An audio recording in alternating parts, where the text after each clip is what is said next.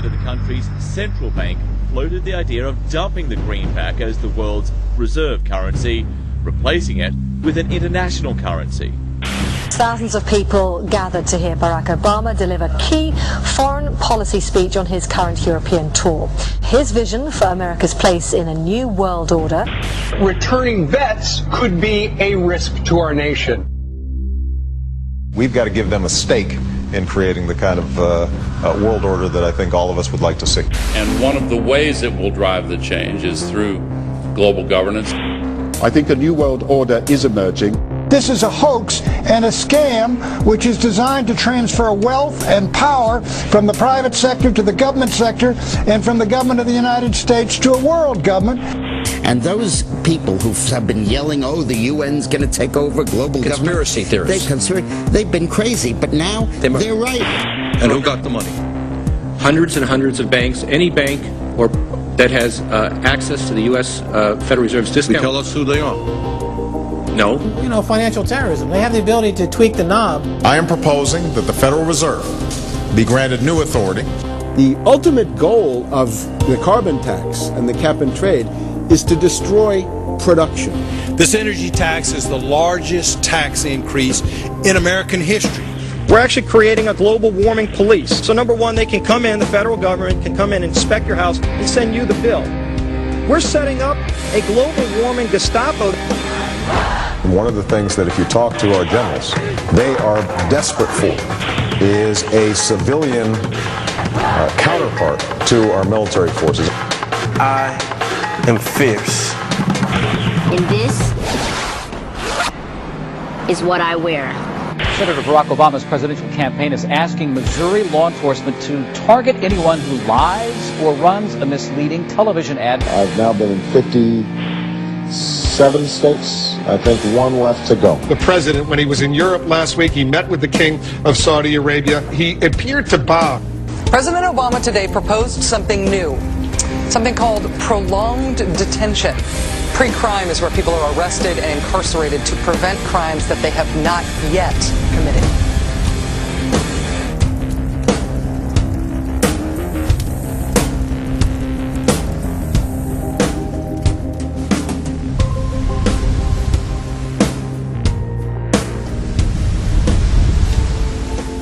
It's the World Wrestling Federation. It's the Washington Wrestling Federation. They put on this show that they're bitter rivalries, you know, villains, and they really don't like each other. But behind closed doors, they buddy up for a drink and make deals. Both the Republican and Democratic parties are owned by the same global elites. And on issues that matter to those global elites, they act as one. They've wrapped themselves in the American flag, and they've talked about preserving American heritage and principles, and all the while they're working to merge us into a new world order where our sovereignty will be destroyed. We'll lose all connection with our American heritage. With Bush, you knew exactly what you were getting. It was there was no iron fist in a velvet glove. It was just the iron fist. Whereas with Obama, you've got the velvet glove and the iron fist. You know, a very sharp guy, very smooth, knows exactly what he's doing.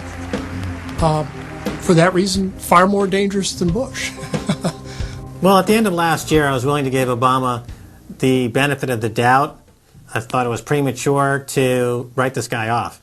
But now that he's been in office for a while, it's obvious that he is very tight with the Goldman Sachs and JP Morgan's on Wall Street, and he is extremely compliant and pliant to the wishes of the large banks, going back to what we saw with Robert Rubin under the Clinton administration, changing laws in favor of the banks. And he's not doing anything to stop the banks. He's helping the banks continue to do what they were doing under Bush. So in fact, he's just a continuation of Bush on the subject of markets and finance, which is the most important part of his policy right now. People who voted for Obama wanted real change, and are getting platitudes, are getting a lot of nice talk, but nothing in the way of concrete change is taking place. In this town, business as usual.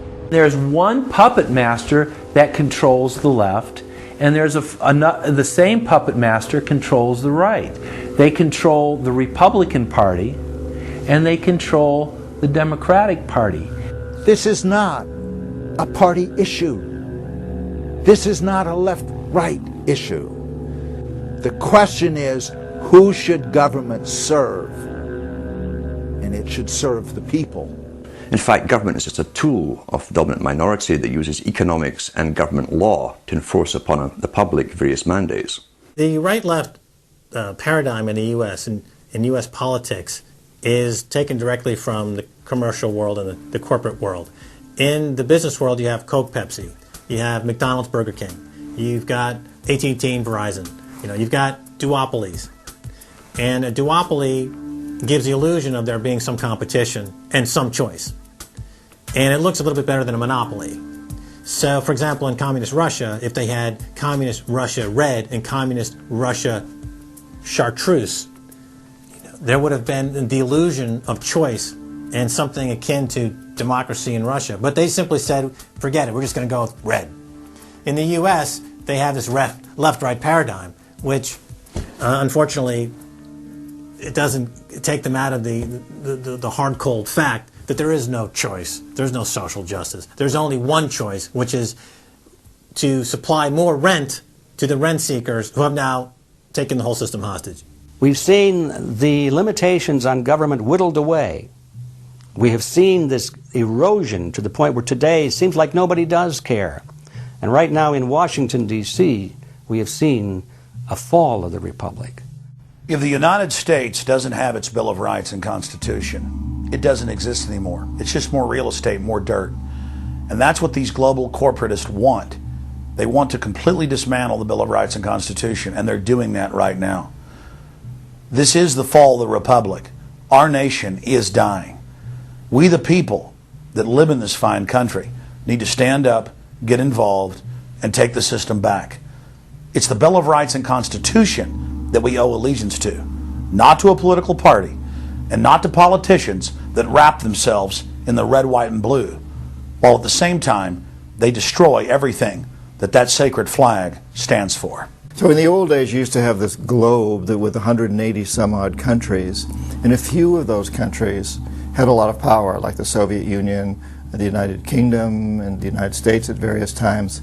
But today, you might better look at that globe and say that it's surrounded by huge clouds swirling around the planet. They know no national boundaries. They don't follow any specific sets of laws, and these are the big corporations. They basically control politicians around the world because they have all the money, and politicians always need money to get elected or to run their governments if they're not democratically elected politicians. They control the mainstream press, either through outright ownership or advertising budgets. They have massive amounts of lobbyists in Washington that have tremendous influence on our president and Congress. And they really are calling the shots. They form partnerships with the Chinese and the Taiwanese and the Tibetans, or with the Israelis and Arab nations, with Brazilians and Indians, with whatever country and whatever group of people has resources that they covet. And so for the first time in history, we really have this new form of an empire. Barack Obama is a puppet of the New World Order to bring in a World Bank, to destroy the economy of this country, and to bring in global governance. And no matter how likable the fellow is, we as citizens of this country need to stand up and say no. We have to stand up to preserve a republic here and a rule of law, which is under dire threat. We don't want to live under a world government of the corporations, by the corporations, and for the corporations. I don't want to believe it, and that's probably what holds me back on it, but I'm certainly seeing enough indication that it could be true. Absolutely, because they're always talking about Mexico and the United States and Canada ending up like Europe. And there's things done politically that seem to take us in that direction. And so I think it's incumbent upon all of us as American citizens to pay attention.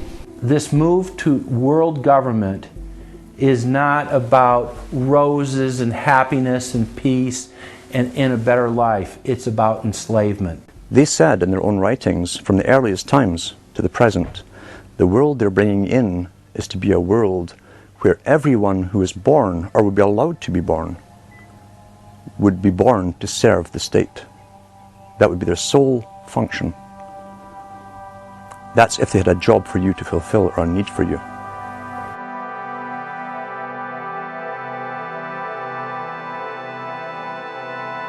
July 4th, 2009. Across the United States, citizens gathered to celebrate the Republic's founding 233 years before. Most people in the crowds were aware that America was going in the wrong direction, that things were changing for the worse. But few could grasp the sheer magnitude of corruption and looting running rampant like a disease through the heart of the nation. The engine of America's greatness is not just its liberties, but the people's willingness to fight to keep them.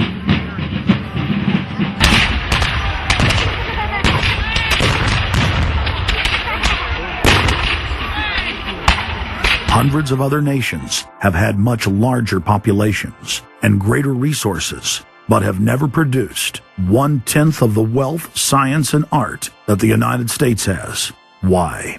In America, you had an amazing situation because you had the founding fathers who figured out that they could deconstruct the monarchy in such a way and then reproduce it with the three primary branches of government in a way that would create checks and balances and separation of powers. So you could have room, therefore, for individuals to work within the context of a cooperative, which is a democratic system of government, but it would still have enough room for individuals to rise up and become profitable and self-sustaining and rich in the pursuit of happiness without becoming dictatorial. But unfortunately, over the years, since all of those separation of powers have been cut away, and all of the beautiful design by the founding fathers has been co-opted by one corporate entity, one corporate communist entity, you don't have that anymore. So what we have, we're back to where we were before the revolution. You have one monolithic state. For the first 100 years or so of the United States, after the 1700s, when we freed ourselves from British rule, no corporation was given a charter in the United States unless it served the public good. It had to prove that. And then its charter only lasted for 10 years, or sometimes as long as the project to build a bridge or a canal or something lasted. But it had to be up for review, and it could only get charters if it was shown that it was serving the public interest. That changed, primarily because John D. Rockefeller kind of bribed Delaware and New Jersey to begin with into accepting a different system where he said, listen, if I pay you lots of money in terms of taxes, etc., I want to be licensed and not have to serve the public good. I want to be able to get around that law. And state after state after state changed at that point. In the United States, our Constitution and Bill of Rights recognizes that individuals have innate freedoms that can never be taken away by any government. For the first time in history, the people were unbound to reach for their full potential, producing and outcompeting every other nation on earth. The rights of free speech, self-defense, private property, due process of law, and many others ignited a revolution in human development that threatened the despotic rule of monarchs and tyrants worldwide. But the corrupt elites had studied history. They knew that great civilizations could only fall from within. They know from previous experience and history that civilizations come and go and dwindle. They know the reasons why they come and go. Isn't the only hope for the planet that the industrialized civilizations collapse? Isn't it our responsibility to bring that about?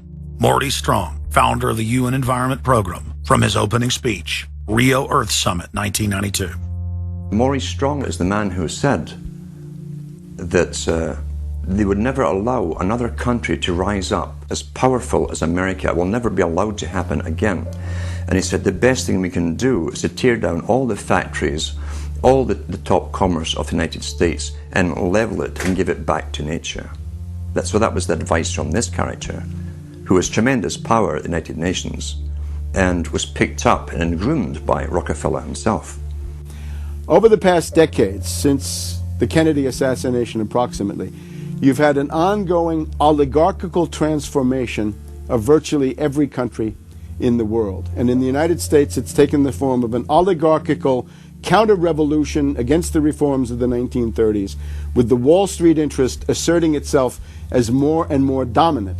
And once bankers and oligarchs have power, the things that they do, you could call them a policy. You could call it something like a tropism. It's like the way a plant responds. Naturally, since they're oligarchs, they're going to try to downgrade the standard of living of the vast majority of the population. They're going to claim that the world is overpopulated, that industrialization, industrial pollution, and overpopulation are the main problems that face the world. And they're generally going to try to crush and mortify any kind of popular democracy or mass movements with any kind of progressive content. Nations rise and fall. They knew how debt could never be recuperated. They knew that disease or prolonged war could wipe out the population and the future populations that pay off debt. So these guys all work together. That's why it's no surprise that today you have Lord Rothschild coming out pushing the latest scam or religion that we must all believe in, which is global warming, which his personal bank, his family's bank in Switzerland, will be in charge of. They've run the system, the whole economic system of the world for the last 250 years. So why shouldn't they also run the economic system for the next few hundred years? The question of a ruling class, oligarchy as a ruling class, is posed by Plato in the Republic, where we find that oligarchy is a constitution full of many evils, where the rich dominate the government by buying it, and the average individual or the poor count for absolutely nothing. Oligarchy is a frame of mind. In other words, if you're a banker, this is already a worldview. It's a world outlook, and it implies the policies that have got us here, right? Malthusian policies, zero growth policies, driving down the standard of living, attempts to wipe out all kinds of mass institutions that might be a countervailing force. This is a scientific dictatorship, which Bertrand Russell said, and the Huxleys said, both Aldous and Julian Huxley said they would bring in the scientifically controlled society. It's not just family planning, which really means abortion and so on. It's global planning, which is literally sterilization and abortion worldwide for the ideal reduced society, and not just across the board, through genetics, through the Genome Project, through the constant IQ testing. Globalization has economically destroyed the world. You've got at least 40 to 50,000 people who die every day worldwide from starvation, malnutrition, and diseases which can be cured for pennies, such as diarrhea. And if you ask one of these Malthusian oligarchs, don't you think that something should be done to raise the standard of living in Africa or South Asia? They'll say, no, we can't do that. That would wound the planet. That would oppress Mother Earth. So that's oligarchy. Class consciousness in this sense is absolutely essential. If you think that bankers are the same as you, you're wrong. F. Scott Fitzgerald once told Hemingway, you know, the rich are different from us. And Hemingway said, yeah, they have more money. And F. Scott Fitzgerald replied, no, it's something much deeper. It's a whole different world. To be an oligarch, to be a Rockefeller or something of this sort, means that you're in a completely different world with values which are the reverse of human values. Now, if you allow the oligarchs to continue to dominate, the destruction of world civilization is a matter of a few decades at the very, very most. So, choose. To force their agenda through, the elites are employing one of their favorite tools, artificial crisis creation, also known as the Hegelian dialectic of problem-reaction-solution. You never want a serious crisis to go to waste. And what I mean by that, it's an opportunity to do things that you think you could not do before. The Earth's ruling elite are first and foremost monopoly men. The founder of the Rockefeller clan summed it up simply when he said, competition is a sin. Rockefeller himself said that competition was a sin. And people quipped at that, thinking it was one of his little jokes. He made many jokes about saving pennies and stuff like this. But in reality, he was telling you a truth, that competition to a man like him, who worked for a much larger organization, competition truly was a sin. And the cartels have been formed ever since, have become much bigger, more powerful cartels which can literally command governments, sometimes to go to war on their behalf, have occurred. The economic crash of 2008 and 2009 was an engineered crisis designed to cripple sovereign nations globally to make way for a world currency and a new bank of the world. China's holding what, 1.5 trillion worth all over the world. They're holding U.S. currencies. They want to get out of them in a way where they're not going to lose on their investments. There's going to be a world currency. There's going to be a new reserve currency. They're going to push it through the IMF. That's going to be the banksters that are going to be in charge of it. It's going to happen, and it's going to happen sooner rather than later. There was also a question to Geithner. Do you think that the U.S. dollar ought to be replaced? And he blew it. He had a moment of candor where he said, yeah, we're considering that. So on that day, the dollar went down 1% within a couple of minutes. Chinese government proposal about a global currency and about the IMF regulations, the new IMF idea about the general agreements to borrow and having a faster ability to disperse to the emerging markets. As I understand this proposal, it's a proposal designed to increase the use of the IMF's special drawing rights. We're actually quite open to that suggestion. Timothy Geithner's comment about global currency is not off the table because it's not off the table and it's going to come. The whole world is ready to bail out of bucks. They just want to do it in a way where they're not going to lose on their investments. That's all that's going on. All the people around the world, the Japanese who have $1 trillion, the Chinese who have $1 trillion, the Saudis have $1 trillion, the Europeans something similar, they're all going to dump it at the same time. The rush for the exits. And that will then create hyperinflation. When America finishes supplying the manpower and the military for standardization of the world into the one system, and they want a secular world society with a hint of greening and Gia worship for sustainability reasons, America, as they're finishing off this agenda, they'll be pulling the rug from underneath Americans at home at the same time towards the latter stages. When the dollar starts to slide, and this was always the nightmare of Paul Adolph Volcker, who is now sitting in the Obama White House, once the dollar starts to go, there's nothing to stop it.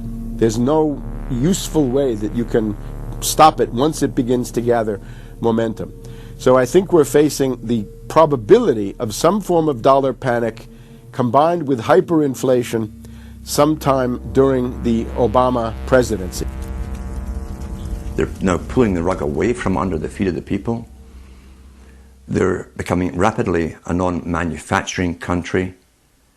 Any country that can't manufacture its own goods, even for self-defense, therefore is no longer sovereign, independent, and able to sustain itself, which tells you that this is all part of the plan.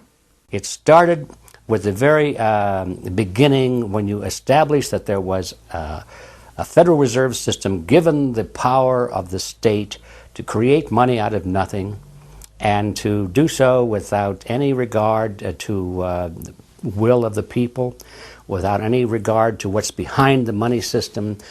In other words, strictly political and economic motives for the bankers and the politicians. Once you granted that power to a group, the Federal Reserve System, the economic crisis was inevitable. This has happened before. Every time in history when the government was given the power, or a group of banks in conjunction with the government was given the power to expand the money supply at will, those economic systems always wound up in crisis and always collapsed.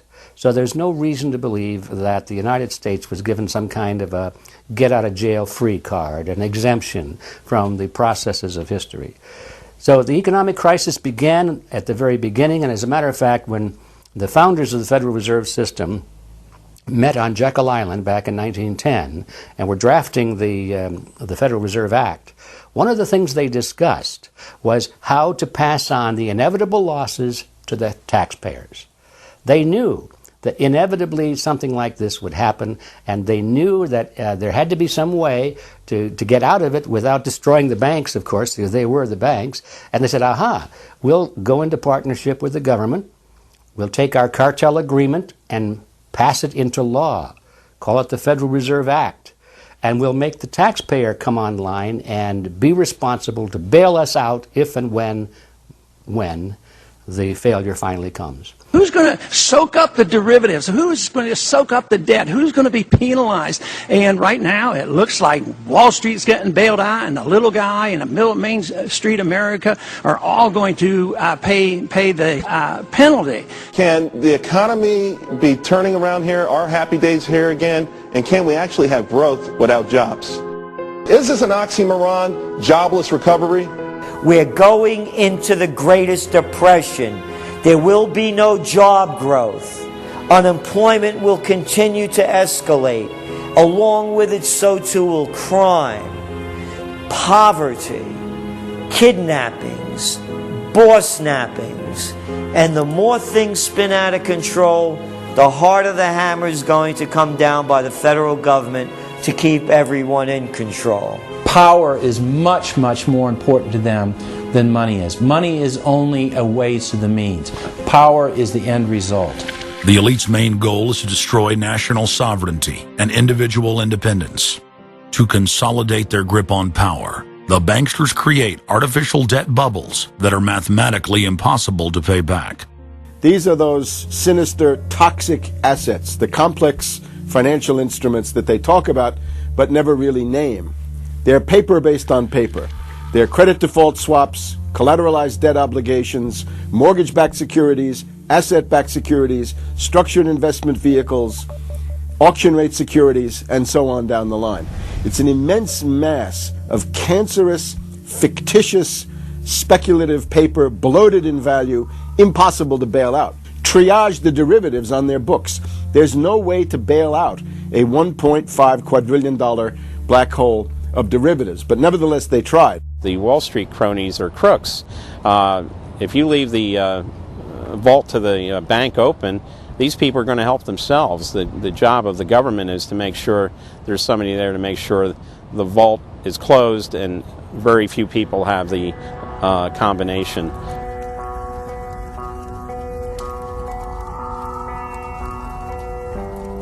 I'm William K. Black, Associate Professor of Economics and Law at the University of Missouri at Kansas City.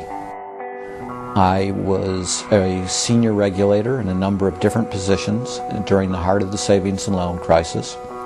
On a staff level, I led the re-regulation of the savings and loan industry. The purpose of regulation and effective criminal prosecution is to make sure that cheaters don't prosper, that honest manufacturers win in competition. The primary driver of the current crisis is accounting control fraud. These are frauds led by the CEOs of the major lending institutions and major banks and institutional buyers of toxic waste product. How did it start? It started with mortgages, particularly non-prime mortgages.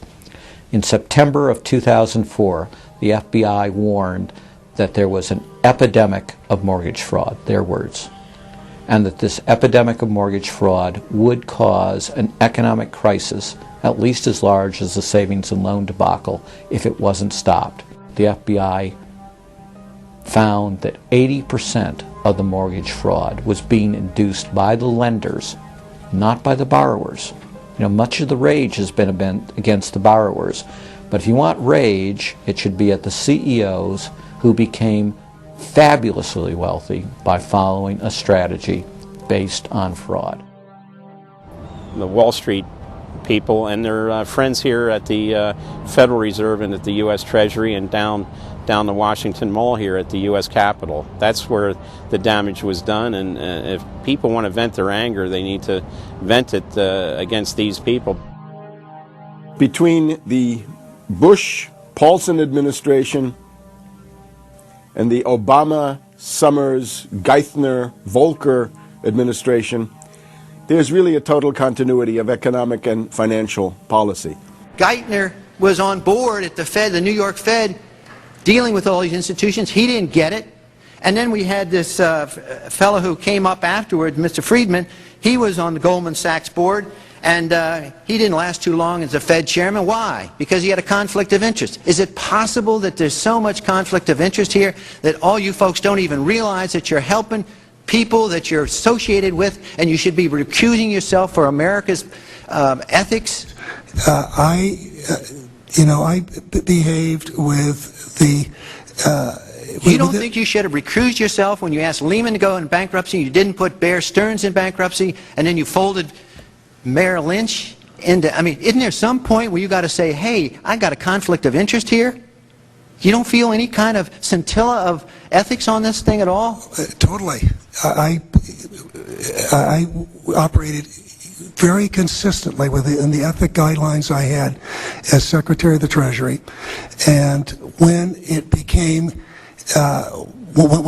clear that we had some very significant issues with Goldman Sachs and with why didn't you recuse yourself with Morgan Stanley, what I did then, it would have been very wrong for me to recuse myself. What I did was I went and got a waiver from the ethics agreement, because when we had concerns... Who is in charge of the ethics agreement? What? Who's in charge of the ethics agreement that you got a waiver? We have a Office of Ethics at Treasury, and we have a White House Ethics Office. So you got it from the legal counsel from the White House? We got it from the Government Ethics Office. So we had Snow, we had Paulson, now we have Geithner. All these people cut from the same bowl of cloth. These are not independent Treasury secretaries. They're part of the problem, not part of any solution. And it would have been nice to see President Obama effect some change in Treasury, but of course, he went and got a Wall Street insider as his Treasury secretary. Everything that's speculative, parasitical, cancerous, bloated from all these administrations, going back to Carter and even beyond, comes together in the Obama administration, with Volcker, with Summers, who's part of the economic crimes under Clinton, the guy who brought you derivatives and the abolition of the Glass-Steagall firewall. You could not have gotten a more perfect setup for a takeover from a previous government, the Bush regime, than the Obama regime. Now, there are some authors out there already saying that it's the same bunch, and it's true. It's the same bankers who put the same boys forward. Obama, far from helping the public and giving them something new or giving them more power and say over their own affairs, has actually sided immediately with the bankers who once again have robbed the public blind, and now they must get bailed out by your tax money. Obama does it all with left cover. He makes you think that he's somehow different from Bush, that this is somehow benevolent, that he cares about the poor. And in reality, this is the cruelest hoax and the most bogus sham. Obama is 1,000% devoted to Wall Street interests. When Wall Street says jump, Obama jumps. And again, it's about $30 to $40 for the bankers for every dollar that ever reaches an unemployed person or somebody who's on food stamps or some infrastructure building for highways. The hope with the Obama administration was that it would move us beyond this. But unfortunately, what we're seeing more and more is that Obama has brought in many of the economists who bought into the system in the past. Larry Summers is a very good example, and so many of his economists, many of the people there, you can really almost at this point relate Obama to Hoover, who did something similar in his presidency, as opposed to Franklin Roosevelt, for example, who brought in a very fresh team. So the concern here now is that Obama's falling into this trap of bringing in the same people who put us in the position that we're in today, and other people who buy into the same theories that brought us here, this mutant form of capitalism. Presumably what most politicians want to come in is say, hey, the problems of the past, they're due to the old guy. and I'm cleaning house, and I'm going to bring in a new team, and don't blame us for the things we've inherited. Can't say, you know, those policies of the past that came before were insane, because you got the guy that was one of the key architects of those policies. People need to stop having allegiance to their political party. They need to have allegiance to the Bill of Rights, the Constitution, and what has made our republic so special. The basic human rights and dignity that every citizen of this country inherently has. Not because it's some right given to us by government, but because our Bill of Rights, our Constitution, enshrines that these are inalienable rights given to us by God, that we inherently have as sentient, free, conscious beings. But instead the public cheers on the Republicans as they win, or cheers on the Democrats as they defeat the Republicans. It's an endless, staged, gladiatorial event, special interest own both parties, and they project this false left-right paradigm up as like a movie screen. And behind that, behind the throne, the establishment is able to control our society and engineer it into this high-tech police state. If you try to let the finance oligarchs who created the crisis turn around and say they're the doctors who are going to get you out of the crisis, they will dig you deeper and deeper into the bottomless abyss of world economic depression, financial collapse, and disintegration. The Democrats have really done more to destabilize the American economy and to help the big banks on Wall Street than the Republicans have done. I would imagine that the Republicans know a little bit more about finance and markets enough that when someone like Goldman Sachs asks the Congress to change laws as they did in the 90s to do away with position limits on the futures contracts, the Republicans would have said, no way, that's completely inconsistent with any notion of a fair market. But the Democrats, I have a feeling, are just not financially literate enough to say no. And I think that Goldman has very shrewdly positioned themselves with the Democrats, because the Democrats typically, like many NGOs that I've run into, they seem to have a complete inability to comprehend these issues of markets and finance and how it relates to social justice. So under the Democrats, we also saw the repeal of Glass-Steagall. Glass-Steagall said there's an inherent conflict of interest between the commercial banking side, which is the lending side, and the investment banking side, which is taking an ownership position. And we have to end this conflict of interest by separating these two entities. You can have investment banks and you can have commercial banks, but they have to be separate. Do you think that the repeal of Glass-Steagall was a tragic mistake? No, I don't think so. You could be a commercial bank like Chase Manhattan, or you could be an investment house like J.P. Morgan, or a bank like Bank of America, or an investment house like Merrill Lynch. But you couldn't be both. And as the 90s went on, the screaming hyenas of Wall Street were demanding that this prohibition, this regulation, be abolished. This was an illegal and inappropriate form of casino. The derivatives were being used and they were being unregulated, and people were getting 30 to 1, 40 to 1, 50 to 1, and sometimes 100 to 1 profits on the way up. And remember, derivatives are a zero-sum game. So there's nothing there. It's not like a piece of stock in General Electric or Ford or something like that where there's supposed to be some value. Derivatives have no value.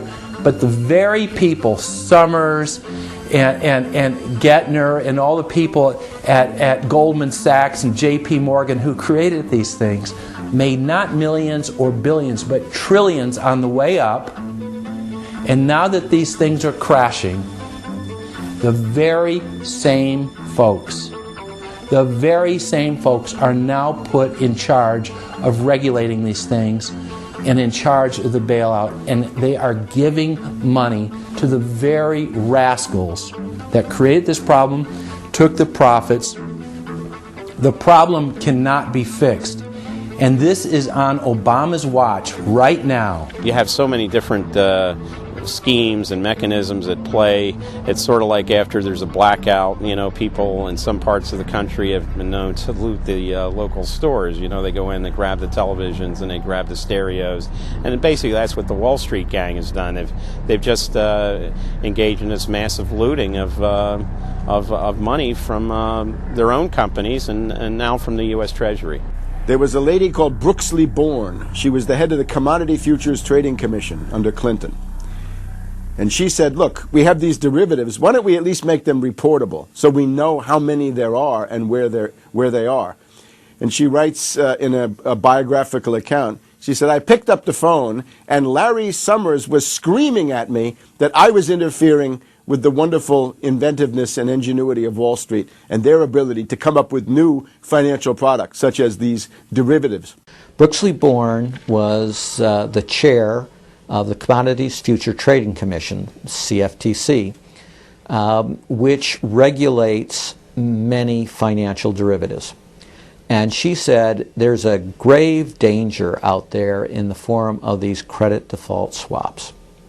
And credit default swaps are an exotic financial derivative, or moderately exotic financial derivative, were sold on a bright, shining lie that they were supposed to make markets more efficient. In fact, they allow utterly insane gambles, and they're really great devices for accounting fraud as well. She actually says, I'm thinking of adopting this regulation. The Clinton administration goes berserk, and in particular Larry Summers, but also Rubin. Now behind Larry Summers, there's another layer. Bob Rubin of Goldman Sachs, the Clinton administration, and Citibank. And he also thought that derivatives were a wonderful thing for the U.S. economy, and he made sure that they were never regulated. We can't forget Alan Greenspan over at the Federal Reserve. Now, you look at Summers, he is sitting in the White House today making policy for Obama. Summers tells Obama what to do. Summers tells Geithner what to do. He's also got some of his hatchet people in the administration. Mary Shapiro runs the Securities and Exchange Commission. She refuses to ban naked short selling and other market manipulations. You've also got another guy called Gensler over at the Commodity Futures Trading Commission today. He is an acolyte and a supporter of the derivatives bubble. We made the new CFTC chair a guy who had helped to kill Brooksley Born's reform initiatives. And we just did this under the Obama administration. This was a pre-registered, pre-organized, predetermined event. Anybody who knows that if you allow the banks to become unregulated financial institutes with tsunami-like, weapons of mass destruction-like financial instruments like derivatives, to allow that to run up to levels that are 50, 100, 200 times the gross domestic product with no value. They know that they are taking the profits on going up, but they also know that the end result is the destruction and gutting of this economy. The scam is simple. The insiders buy hard assets and political influence as the fiat bubbles expand. And then, at a time of their choosing, they purposefully implode the bubble. You've got a very small group of people, and the Federal Reserve and the global central banking system and the Bank of International Settlements in Switzerland, who are purposefully managing the boom and bust, credit supply, credit contraction, money supply growth, money supply contraction, to create artificial roller coasters and artificial volatility that they can trade around without taking any risk. It doesn't cost them any money. And if they do make a mistake because they're, as George Bush said, oh, the bankers on Wall Street are drunk. It is uncertain. There's no question about it. Wall Street got drunk. That's one reason I should turn off the TV cameras. Let's say they walk in one day and they push the wrong button and they lose the bank $1 billion or $5 billion or $100 billion. They can appeal to the government to bail them out. Totally asymmetric relationship between bankers and the rest of the economy. If they make a mistake, they get bailed out. If everyone else makes a mistake, they get put in jail, called a terrorist, and we never hear from them again. But it's a more sophisticated form of slavery, and we're going through it today. We see the taxation is going up all the time with the supposed crash of the banks that was not a happening out of the blue. It was set up for this time. They could have kept it going for another few years if it suited them, and then crashed all the bubbles. But now is the time, as they say in their own writings, now is the time. One of the great benefits of an economic model from an economist standpoint is you can basically get whatever results you want. You can manipulate the inputs to make that happen. And that makes it a very easy tool to use to hoodwink other people. These manufactured, these engineered financial catastrophes are the result of a central banking system that has the ability to add and subtract credit, add and subtract dollars and money at will to create this roller coaster effect. Because unlike most people, the banks are able to make profits as easily on the way down as they can on the way up in any given situation. Volatility is great for banks and professionals. Volatility is not great for the most average people. Their operatives in government and media then hold the economy hostage by issuing the ultimatum: give us unlimited bailout money or the economy dies. What's being used is what I call, to try to get the money, is what I call the suicide threat, where, you know, if anybody has ever seen the movie Blazing Saddle, the sheriff is surrounded by hostile town folks. He takes out his gun, points it at his head and says, you know, don't move or I'll shoot. Well,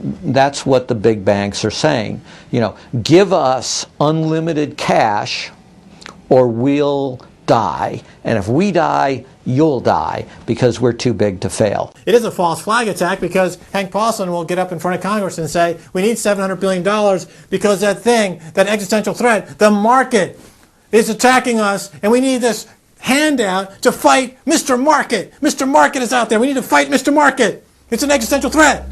Meanwhile, he is Mr. Market. He's the one causing the problems. We had Paulson, a representative of Goldman Sachs who happened to be running the U.S. Treasury, came forward with a hysterical briefing for the Congress saying, we, the Wall Street bankers, demand $700 billion in bailouts. So they say, yes, we'll give you all the money you need. Well, you know, these are arsonists. Paulson, Tim Geithner, Bernanke, they're arsonists. They're asking for more matches. And the Congress is saying, who do we make the check out to? Who do we send these matches to? Who do we send the matches to? Is a ton of matches enough? Can we send you some gasoline to go with those matches? They're like, yes, please. Don't change our management. Don't pay us what assets are worth. Pay us way more than what our assets are really worth. Don't make us use honest accounting. Allow us to lie. We've just, under congressional pressure, changed the accounting rules for the express purpose of making sure that the big banks don't have to report honest losses. The only way they can pass this bill is by creating and sustaining a panic atmosphere. That atmosphere is not justified. Many of us were told in private conversations that if we voted against this bill on Monday, that the sky would fall, the market would drop 2,000 or 3,000 points the first day, another couple thousand the second day, and a few members were even told that there would be martial law in America if we voted no. That's what I call fear-mongering. We have, you know, people in the government threatening martial law or things to get their way in the executive branch against Congress. You know, you know, if you put all these signs together, it doesn't look good at all. To the extent we are a democracy, we're sort of a hairbreadth away from a police state. Congress aided the bankers in carrying out the biggest heist in history with the so-called banker bailout of 2008. The bailout money, the $13 trillion or so dollars that have been given to the banks, is sitting on the balance sheet of the banks, and that is incurring interest costs, and that's going to precipitate the need to flush the system with more cash, and at some point the dam will break and you're going to have very high inflation. Some predict hyperinflation. You cannot print phantom money out of thin air, backed by nothing, and producing practically nothing without destroying the world economy. So unless we cut out the toxic funds, the toxic elements of this economy, every time we put in money on this bailout, it's just feeding the fire. It's not making things better. What should have happened is that those banks and investment banks should have been seized. They should have been seized by the Federal Deposit Insurance Corporation. Those are zombie banks. The Chase Manhattan, J.P. Morgan Chase, Bank of America, Citibank, Wells Fargo, Wachovia, so on down the line, to AIG in the insurance realm.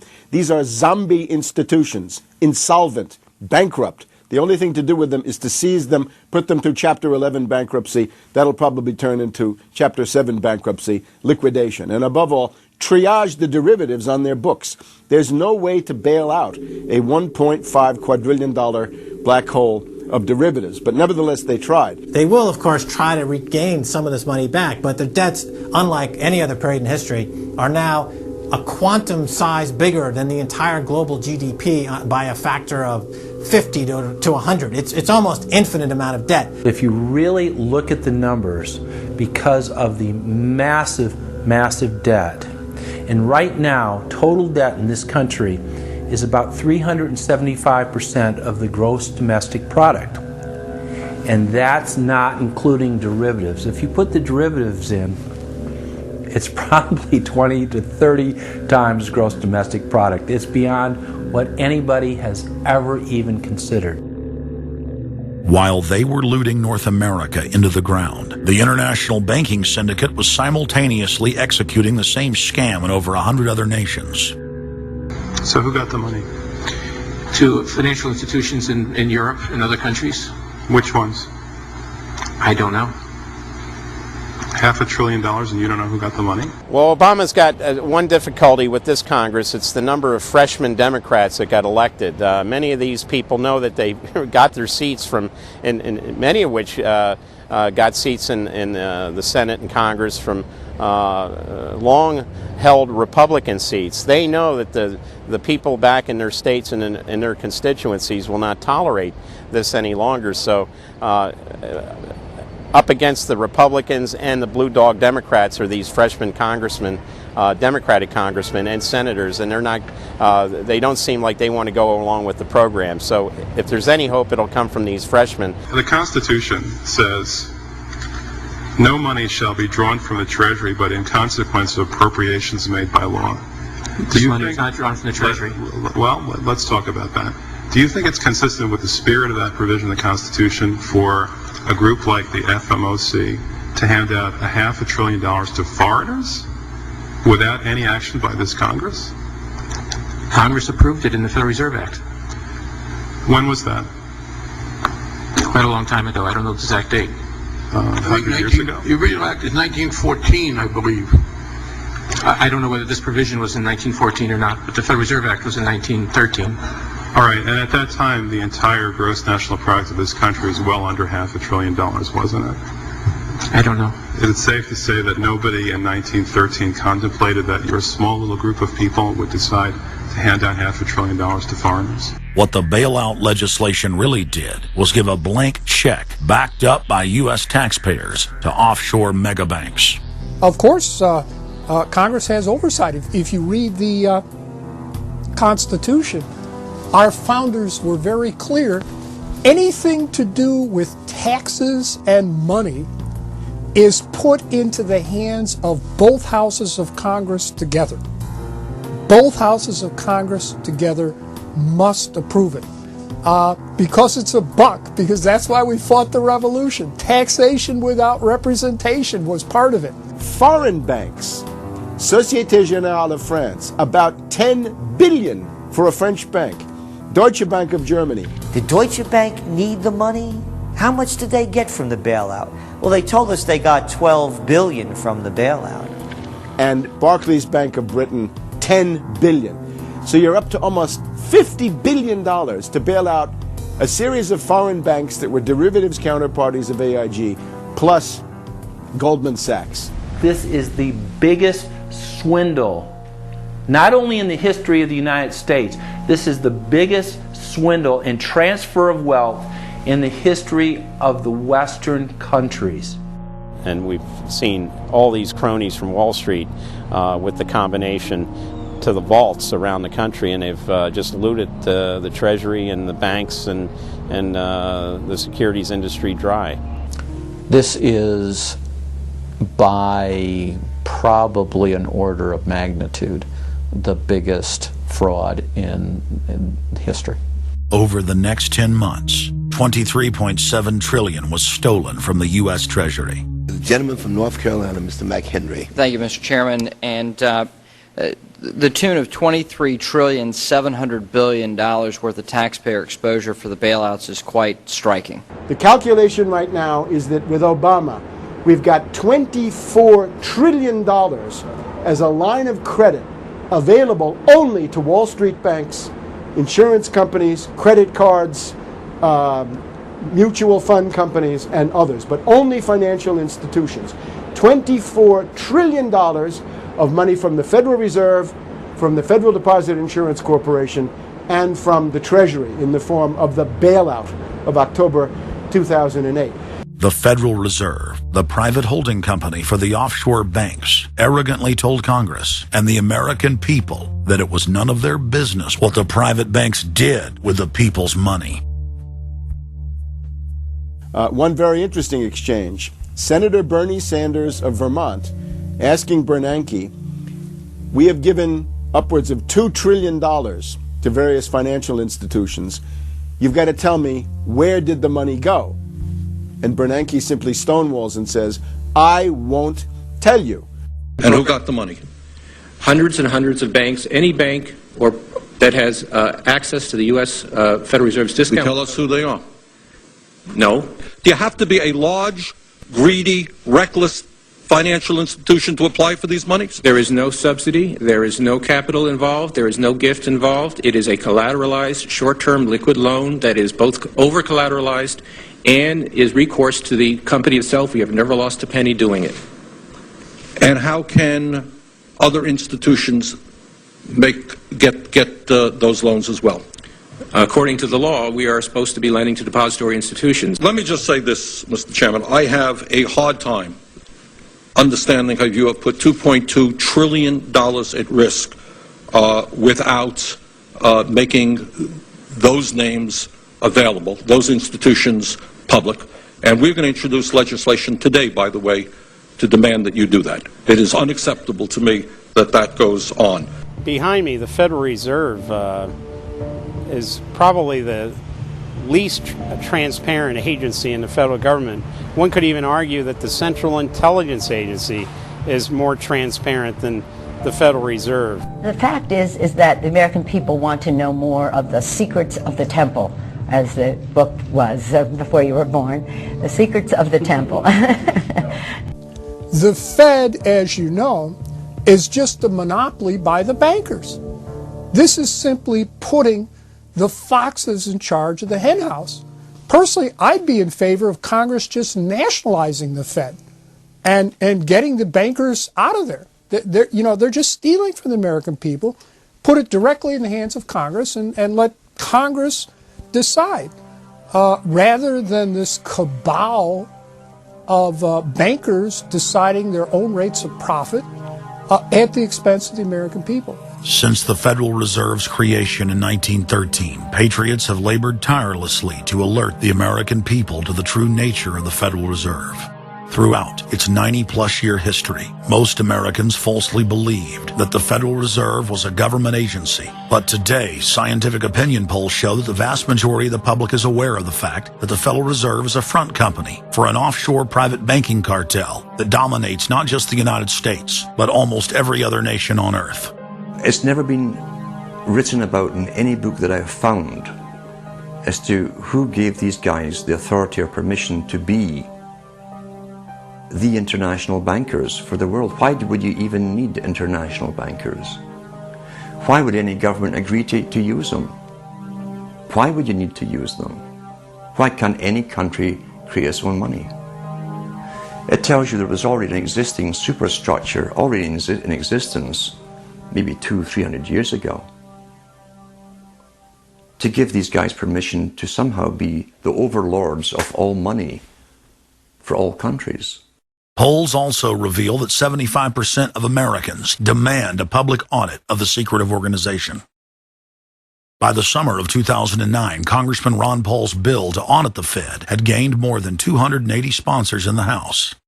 But the private Fed's high-powered lobbyists were able to block a vote on the bill in the Senate. That only piqued the public's interest. I have another amendment. I have been informed that the majority plans to block consideration of this amendment, which is number 1367, regarding the transparency at the Federal Reserve. Madam President, I'd like to call up Amendment 1367. Without objection, the clerk will report. The Senator from South Carolina, Mr. DeMint, proposes amendment number 1367. Senator from Nebraska. I make a point of order against the DeMint amendment that it's legislation on appropriations. Madam President? The point of order is well taken. The amendment. I regret the objection. The amendment falls. The people began asking themselves, why couldn't there be an audit of the Federal Reserve? The Fed has never once been audited. In the whole period of time, in the almost 90 some odd years that the Fed has been around, the most powerful agency and independent agency, it has never once been audited. This is an absolute crime against the freedoms of this country. Do you think it would cause problems for the Fed or for the economy if that legislation was to pass? My concern about the legislation is that if the GAO is auditing not only the operational aspects of our programs and the details of the programs, but is making judgments about our policy decisions, that would effectively be a takeover of monetary policy by the Congress. Is that your position, that this bill, if it were to be passed, would interfere directly with interest rates, setting interest rates? If we were to raise interest rates at a meeting and someone in the Congress didn't like that and said, I want the GAO to audit that decision, wouldn't that be viewed as an interference? I wouldn't think so. This is just reviewing it, and you can do what you want. The Federal Reserve has never been subjected to an outside audit. And if you audit them, it's very likely that Greenspan, Bernanke, and Volcker might all go to jail. It was announced earlier today, that there will be a hearing on H.R. 1207, the bill to audit the Federal Reserve Bank. This will be the first independent audit in the Federal Reserve's 96-year history, and it's long overdue. Months ago, I asked the Vice Chairman of the Federal Reserve who received the $1 trillion in funds that the Federal Reserve has handed out to domestic institutions. He said, I'm not going to tell you. And then more recently, the Chairman of the Federal Reserve, I asked him who receives the $500 billion, we're talking about $500 billion, that the Federal Reserve handed over to foreign central banks. Who did they disseminate that money to? And he said, I don't know. $500 billion, and he doesn't know. It's long overdue. We need to audit the Federal Reserve, and I'm happy to say that we're going to have a hearing on that very soon. The only way, really, America can get out of the current mess is you've got to shut the Fed down completely, get rid of the Fed. You've got to put the money printing mechanism back under the roof of the federal government instead of outsourcing it to the Fed. Why were the bank's front men, Alan Greenspan and Ben Bernanke, all over the news saying that they were above the law? What is the proper relationship, what should be the proper relationship between a chairman of the Fed and a president of the United States? There is no other agency of government which can overrule actions that we take. What the relationships are don't frankly matter.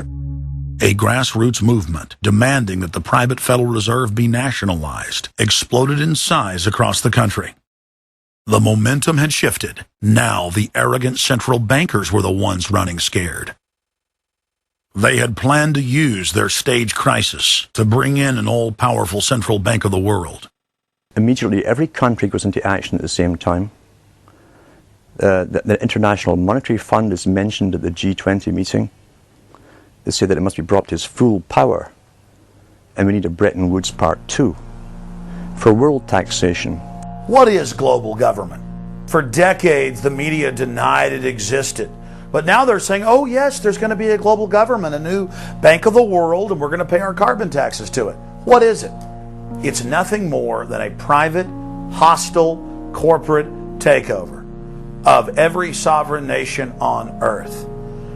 And then when you look at the philosophy of these global corporate chieftains, it is one of domination of the poor, domination of the population. It is a view that human life just isn't cheap. No, human life is a negative. And so no matter what they do, they have the rationale that it's in the greater interest to get rid of more human lives. They are so arrogant and they're so sure of themselves. They're saying, yes, we created the European Union, we created the Euro, and these are from the people of the Bilderberg. We are going to create a world bank. We're going to create a world government. They're saying it out loud and clearly. Suddenly, across the planet, their regional front banks had been identified by sovereign populations as the illegitimate shadow governments that they are. The controllers had moved too quickly and revealed their hand. Populations around the globe were seeing through the establishment's facade, past the puppet governments, and to the global architects that were pulling their strings. Where are the American people? Why have they lost their dignity? What is stopping them from speaking out? Why have they become little mice that follow Pied Pipers? How can they look up to these pathetic politicians? Go sit down. I have a question for this young man. He has the right to be represented. I'm his father, and I want to talk to you face to face. I'm not a lobbyist with all kind of money to stuff in your pocket so that you can cheat the citizens of this country. So I'll leave, and you can do whatever the hell you please to do. One day God's going to stand before you, and He's going to judge you and the rest of your damn cronies up on the hill. And then you will get your just desserts. As the public begins to awaken to the fact that Barack Obama has cold-bloodedly betrayed the pledges he made to the American people, the establishment media and Democratic leaders have invoked the tactic of divide and conquer. I think they're astroturf. You be the judge of carrying swastikas and symbols like that to a town meeting on health care. An overwhelming portion of the intensely demonstrated animosity toward President Barack Obama is based on the fact that he is a black man. Desperate to ram their agenda through, they have played the race and class cards. You start to wonder whether, in fact, the word socialist is becoming a code word, whether or not socialist is becoming the new N-word. When I heard people going after the First Lady and the number of staff people they have, it sounds racist to me. It is essential that the establishment play the population off against each other, along the lines of Republican, Democrat, liberal, conservative, black and white. As long as the people are fighting with each other, they can never get together and remove the corporate dictatorship that has criminally seized power through the national security state. Just as George W. Bush betrayed his foolish followers, so must Obama, because his only allegiance is to his offshore masters. President Obama today nominated Ben Bernanke for a second four-year term as Federal Reserve Chairman. The president called his actions on the global financial crisis bold and out of the box. As an expert on the causes of the Great Depression, I'm sure Ben never imagined that he would be part of a team responsible for preventing another. But because of his background, his temperament, his courage, and his creativity, that's exactly what he has helped to achieve. And that is why I am reappointing him to another term as chairman of the Federal Reserve. So Obama has made it quite clear by his actions, never mind his words, his actions as to who owns him, who he works for, and who he serves. And it's not the American people. It is so obvious to anyone paying attention that the President of the United States is not the real person in control. Whether it is Gerald Ford or Jimmy Carter or Ronald Reagan or Clinton or Bush, Obama is no different. And to think that he is an independent figure is just crazy. And as Franklin Delano Roosevelt said, presidents are selected, they are not elected. Obama pledged that he would end NAFTA and GATT, and has since fought to expand both of them. Obama promised that he would have the most transparent administration ever, and he is already more secretive than Bush and Cheney ever were, even making it a secret who visits the White House. I can make a firm pledge. If your family earns less than $250,000 a year, if you make less than $250,000 a year, if you are a family making less than $250,000 a year, you will not see your taxes increased a single dime. You will not see your taxes go up. You will not see your taxes increase one single dime. Not your capital gains tax, not your payroll tax, not your income tax, no taxes. Not your income tax, not your payroll tax, not your capital gains taxes, not any of your taxes. Not your payroll tax, not your capital gains tax, not your income tax, no tax. Your taxes will not go up, because the last thing you need is higher taxes when we're in a recession like this, and you won't get one under an Obama administration. Obama made the centerpiece of his campaign the pledge that taxes would not be raised on anyone making under $125,000 a year. He has since gone back on that promise as well, and has proposed new taxes on payroll, energy, home mortgage deductions, and scores of other taxes. He made a pledge. He said, I'm not going to raise taxes on anyone making under $250,000. Is that pledge still active? We are going to let the process work its way through it. So it's not. So it's not. So it's not. We're going to let the process work its way through it. All right? The Senate is looking especially at this issue of capping the deductions for health care that employers and employees now get. That would be an tax increase for many families earning under $250,000, but the president said he was open to it, so that means that the tax pledge he made back in September is no longer operative? Obama said he was going to abolish the Patriot Act. He now vigorously defends it. We saw the same type of flip-flop when it came to warrantless wiretapping of the American people. Look what Obama's done with wiretapping, surveillance. He's brought it to heights even beyond what George Bush, the disgusting levels that he brought it to. So we have more surveillance. Now they're talking about, what is it called, Cybercom, the new Pentagon secret cyber society that's going to be watching over us to get those terrorists. We got to get those terrorists. So now they'll be invading our privacy even more. So, I mean, it really almost makes you ask the question, would it have been better if we never invented the internet and had to use paper and pencil or whatever? Now Obama is setting up the Cybersecurity Command, which the government admits completely ends the Fourth Amendment and allows President Obama to shut off the internet in the United States whenever he wishes. Indeed, in today's world, acts of terror could come not only from a few extremists in suicide vests, but from a few keystrokes on the computer, a weapon of mass disruption. As part of the new single national security staff announced this week, I'm creating a new office here at the White House that will be led by the cybersecurity coordinator. This new control grid is administered by the Pentagon. They just want to keep tabs on us. So we're turning into a surveillance, wiretapped government state. The government is taking more and more control over our lives. I can stand here today as President of the United States and say without exception or equivocation that we do not torture. Obama made a show of investigating torture, but has ignored the Army's own detailed investigative reports, which name the torturers that the White House memos document were following the directives of Bush and Cheney, the men who are most guilty for issuing the infamous orders. Some low-level soldiers have been prosecuted for their role at Abu Ghraib, but no senior officer has been held accountable in any of these cases to date. Heidi?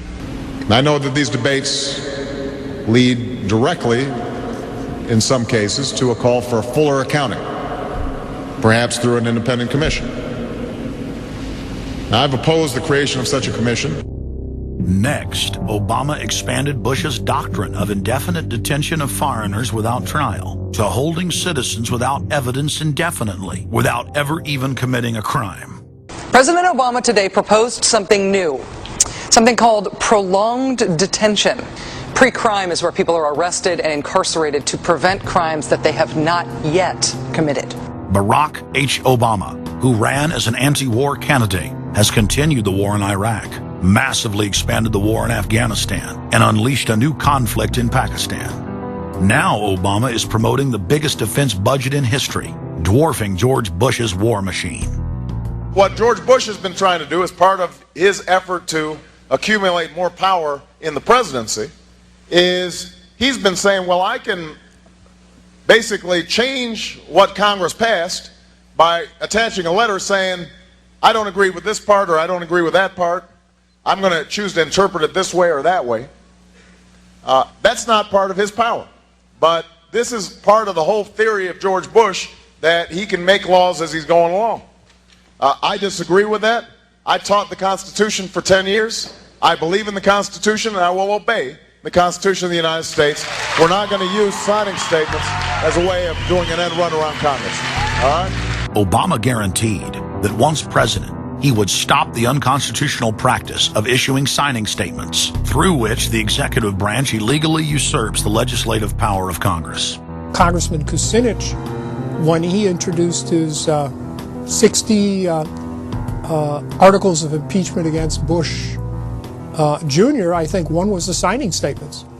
The form of the resolution is as follows. A resolution, articles of impeachment of George Bush, President of the United States.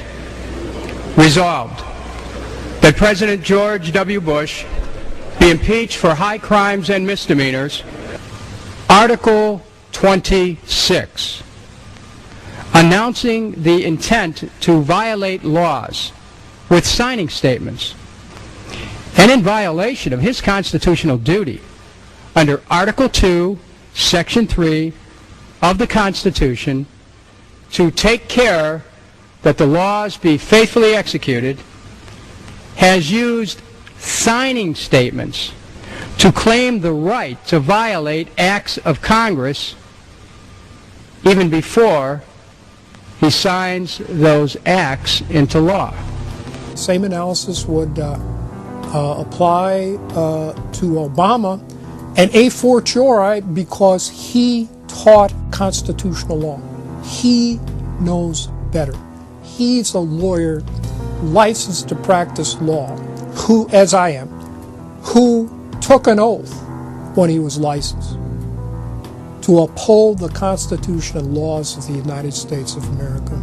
With his signature on the spending bill also came Obama's first signing statement, a presidential declaration freeing him from following some of the bill's contents. I believe in the Constitution and I will obey the Constitution of the United States. We're not going to use signing statements as a way of doing an end run around Congress. All right? He also promised that he would call on Congress to take at least 5 days to read new legislation before it was voted on. When there's a bill that ends up on my desk as president, you, the public, will have 5 days to look online and find out what's in it before I sign it, so that you know what your government's doing. But from his first day in power, he has aggressively pressured Congress to quickly pass bills before lawmakers and the public even have a chance to see them.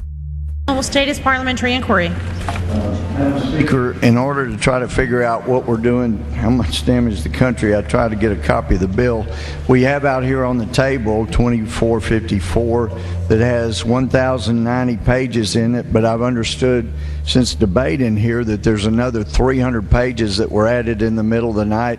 My inquiry is, how do I get a copy of the other 300 pages that people on here on the floor hadn't had a chance to read or see? Where do we get that before we cram this down on the American people? Is there somewhere physically in the House of Representatives a copy of what we're voting on?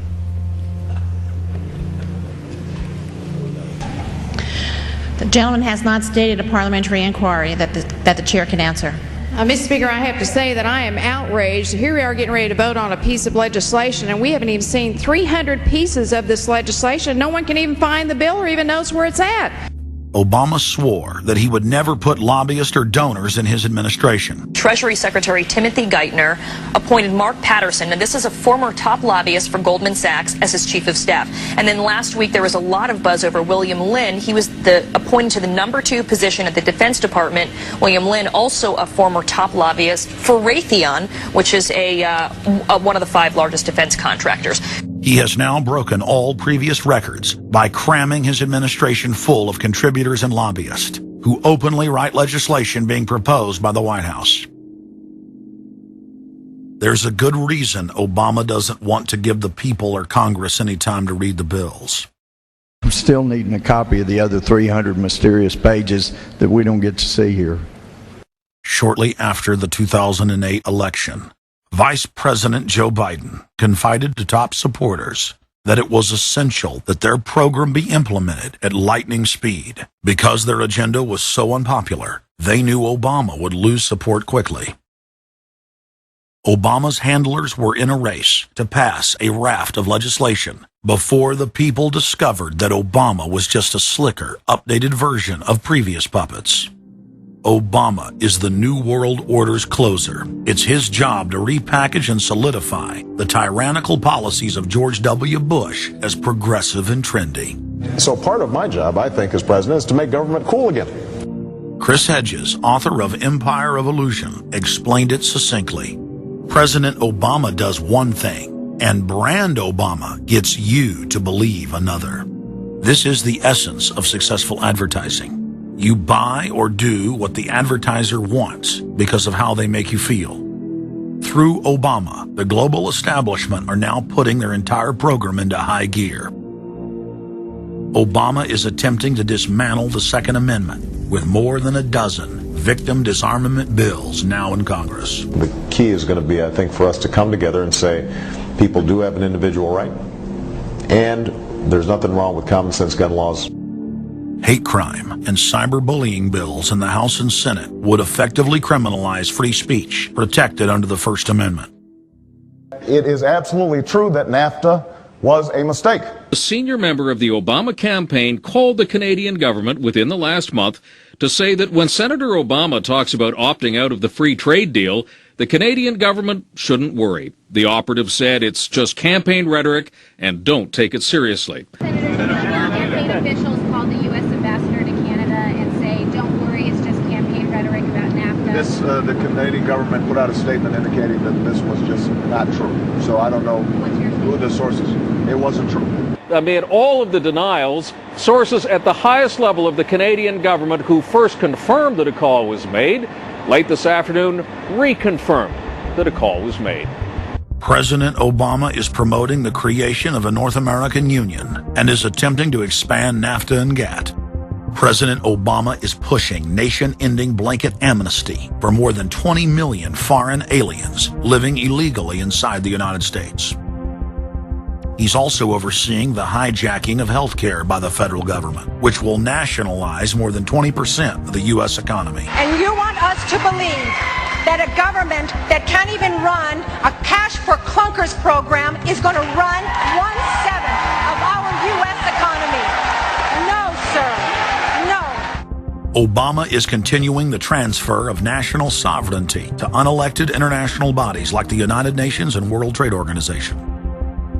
And most important of all, under the cover of banking reform, Obama wants to hand dictatorial power over the United States economy to an offshore private banking cartel known as the Bank of the World. Richard, what happened to all those threats from France's president about storming out and about having a global regulator who was going to reach across borders and be able to deal with markets no matter what country they were in? They have opened up the idea of there being some form of other regulator across countries, and I think that's going to come back. So is this some sort of new world order, which Gordon Brown kind of alluded to?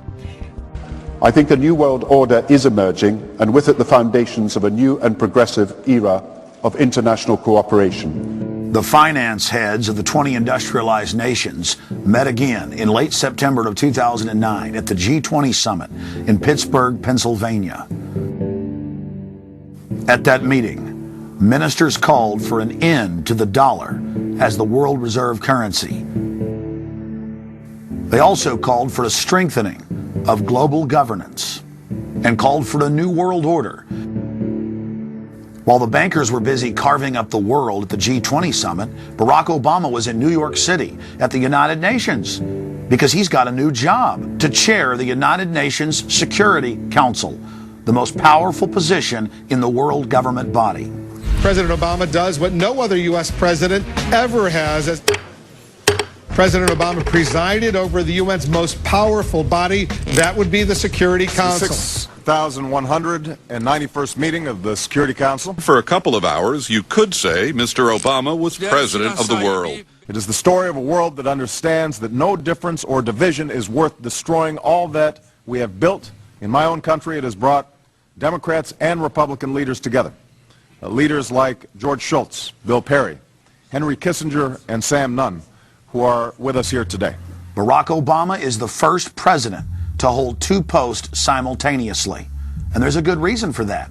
It's illegal. Article 1, Section 9 of the Constitution forbids any U.S. president from serving any foreign government or institution. He swears an oath to protect and defend the Constitution of the United States. But now Barack Obama has sworn allegiance to the global government and the United Nations that he heads up. Let that sink in real good. Barack Obama now heads the United Nations Security Council. You cannot serve two masters, and Obama isn't. He's selling out the last vestiges of sovereignty that this country had. This, ladies and gentlemen, is the destruction of our nation, and it's also high treason. Obama's lies are obvious and out in the open. He hides in plain sight. And from the moment he took office, his lies have only increased. Despite the fact that his ratings have dramatically dropped since Election Day, from the mid-80s to the low 40s, a large portion of Americans still gullibly hang on his every word. It is bringing entertainment to thousands of people. Through its magic, we are able to enjoy a combination of the radio, motion pictures, and the stage, right in the comfort of our own homes, simply by pushing a button and turning a dial. These cells with their electrical charges are scanned by a stream of electrons, completing 30 pictures a second. Compare that crude picture with these of today, and you can judge for yourself how far along the road to perfection television has traveled. Most people still today think that all entertainment to do with movies, drama, is therefore nothing more than their entertainment. It never ever was that case. Of course, television can't perform such miracles as this, yet. But perhaps there's no harm wishing that it could. The greatest social messages are promoted through movies and drama, high drama, through the fixation of emotive sequences, emotional sequences, not logical, factual sequences, but pushing points across in an emotional way which register and fix in the mind. So emotional content is very, very important, rather than going through an actual discussion or an argument using logic and facts. There's no debate. And when you're being downloaded through fiction, your guard is down, the censor part of your brain is not in action. It isn't saying, yes, I agree with this, I disagree with that, as you would in a debate or a lecture. You're actually in an alpha state, being completely downloaded with new ideas. Throughout history, social engineers have refined techniques designed to control large populations. About 100 years ago, this big organization with many branches, they wanted to rule the world basically using Britain as a nucleus of a system, an embryo, which also was going to be joined with the US under the Anglo-American establishment, wrote about the kind of culture and the changes of culture over a 100-year period that they would actually design, implement and bring in. And H.G. Wells talked about it too. He talked about arenas. He says arenas could be put up across the world for sports, for instance. Now at that time, sports was something that children, school children were into. Adults became adults and got onto adult things. So it was unimaginable at the time that people could actually believe that there was even a need for adult sports and entertainment, never mind having arenas built across the world. But he said we can do this, and voiced basically a sports culture for the males. Using a tribal system, we're all tribal to an extent. That's why we even bother to vote for a tribal leader. This is well understood. That's why we're supplied with these leaders. And because the average man was to become more disengaged from his own destiny as the expert class arose, it was decided that the males would get their outlet, basically, gradually becoming helpless as males through sports. Therefore, they'd have a tribal team they could identify with. They could cheer them on as they were winning. In their own personal lives, they were getting nowhere. They were getting disenfranchised, in a sense, as experts took over decision-making for them in all kinds of fields. So this was psychology at use, planned before they even implemented the sports. When radio came along, of course, they used that to the maximum. Sports for the men, soaps basically for the women. And then in came television, as I say, with its alpha state, its hypnotic state. And sure enough, around the 1960s, really, 50s and 60s, it took off. It really, really took off. And men became glued on Saturday nights to the sports shows.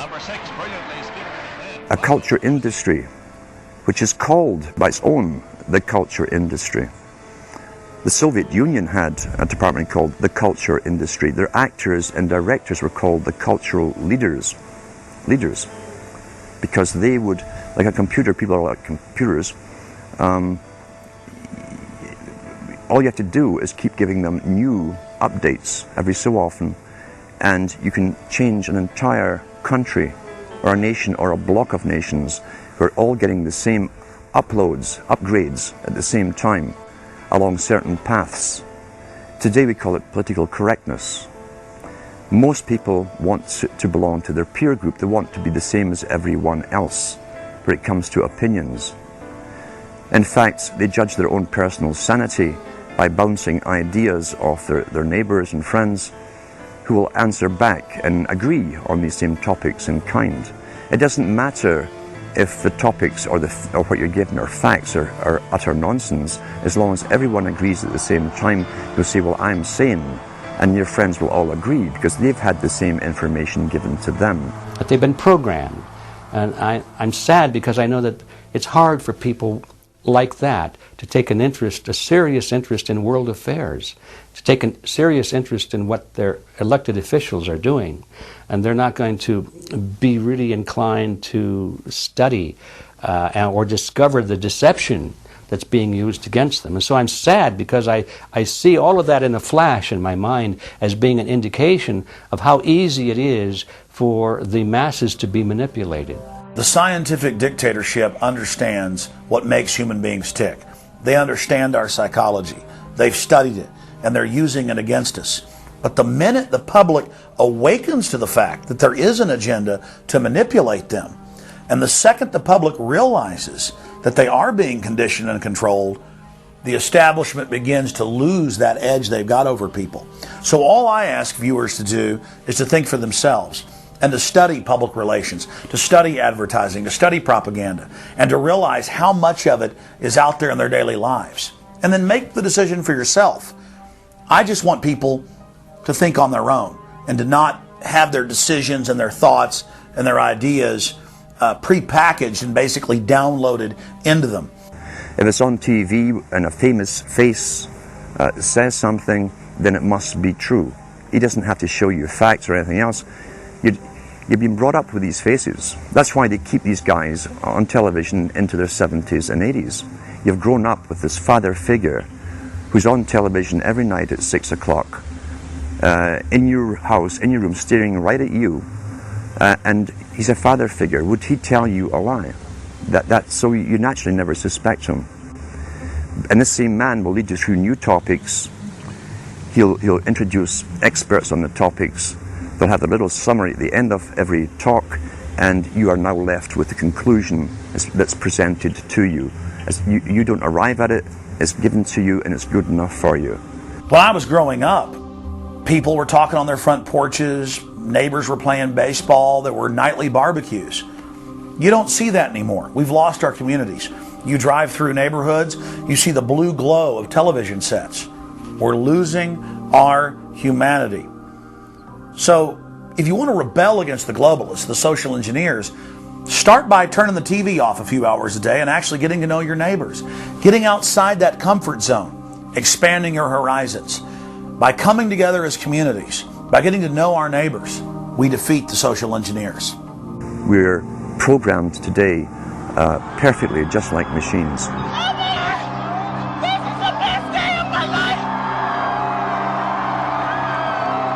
We tie this in with the Brzezinski. Brzezinski said in Two Ages, now this guy was way up with the NSA. He's a master geopolitician. He admits he works in 20, 50-year periods to do with geopolitics in other countries. But he said himself, the public will shortly be unable to think or reason for themselves. It was meaning by the form of information that was given to them, the type, the formulas that were in use then in the 1970s. He says, eventually they'll be unable to think or reason for themselves. And eventually, he said, they will expect the media to do all their thinking and reasoning for them. Well, that's happened today. That's why people today can't think outside of the programming from television. Zbigniew Brzezinski, Obama's main foreign policy advisor, talks about how a cult of personality can be artificially manufactured to influence the masses. In the first months of my administration, to pull our economy... Oh, goodness. Sorry about that, guys. To pull our economy back from the brink, including the largest and most sweeping economic recovery plan in our nation's history. We're gullible, but we're also willingly gullible. We want a human being, a big daddy, to come along and make everything right for us. And as long as we believe that, we'll always basically get shafted. In addition to John, sorry, I just noticed that I jumped the gun here. Go ahead and move it up. I'd already introduced all you guys. It's the presidential reality show. But when it became an Oprah production, it became slick. You don't have a president, you have an actor. They say that politics is show business for ugly people. You got it. What am I going to tell the president when I tell him his teleprompter is broken? What will he do then? It's Obama's role to front for the international banking syndicate and to take all the heat for their unpopular agenda. It's his job to convince the American people that the buck actually stops at the White House.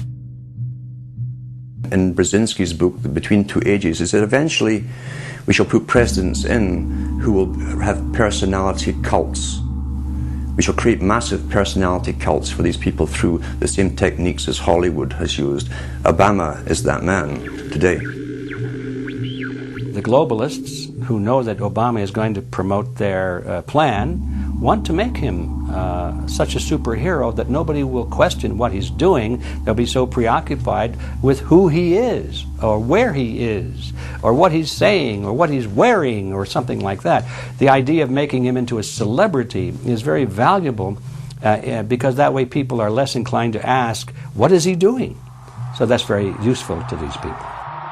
Similar plans of social control have been continuously carried out by operatives of the Ford Foundation, who Obama has worked for over the last 30 years.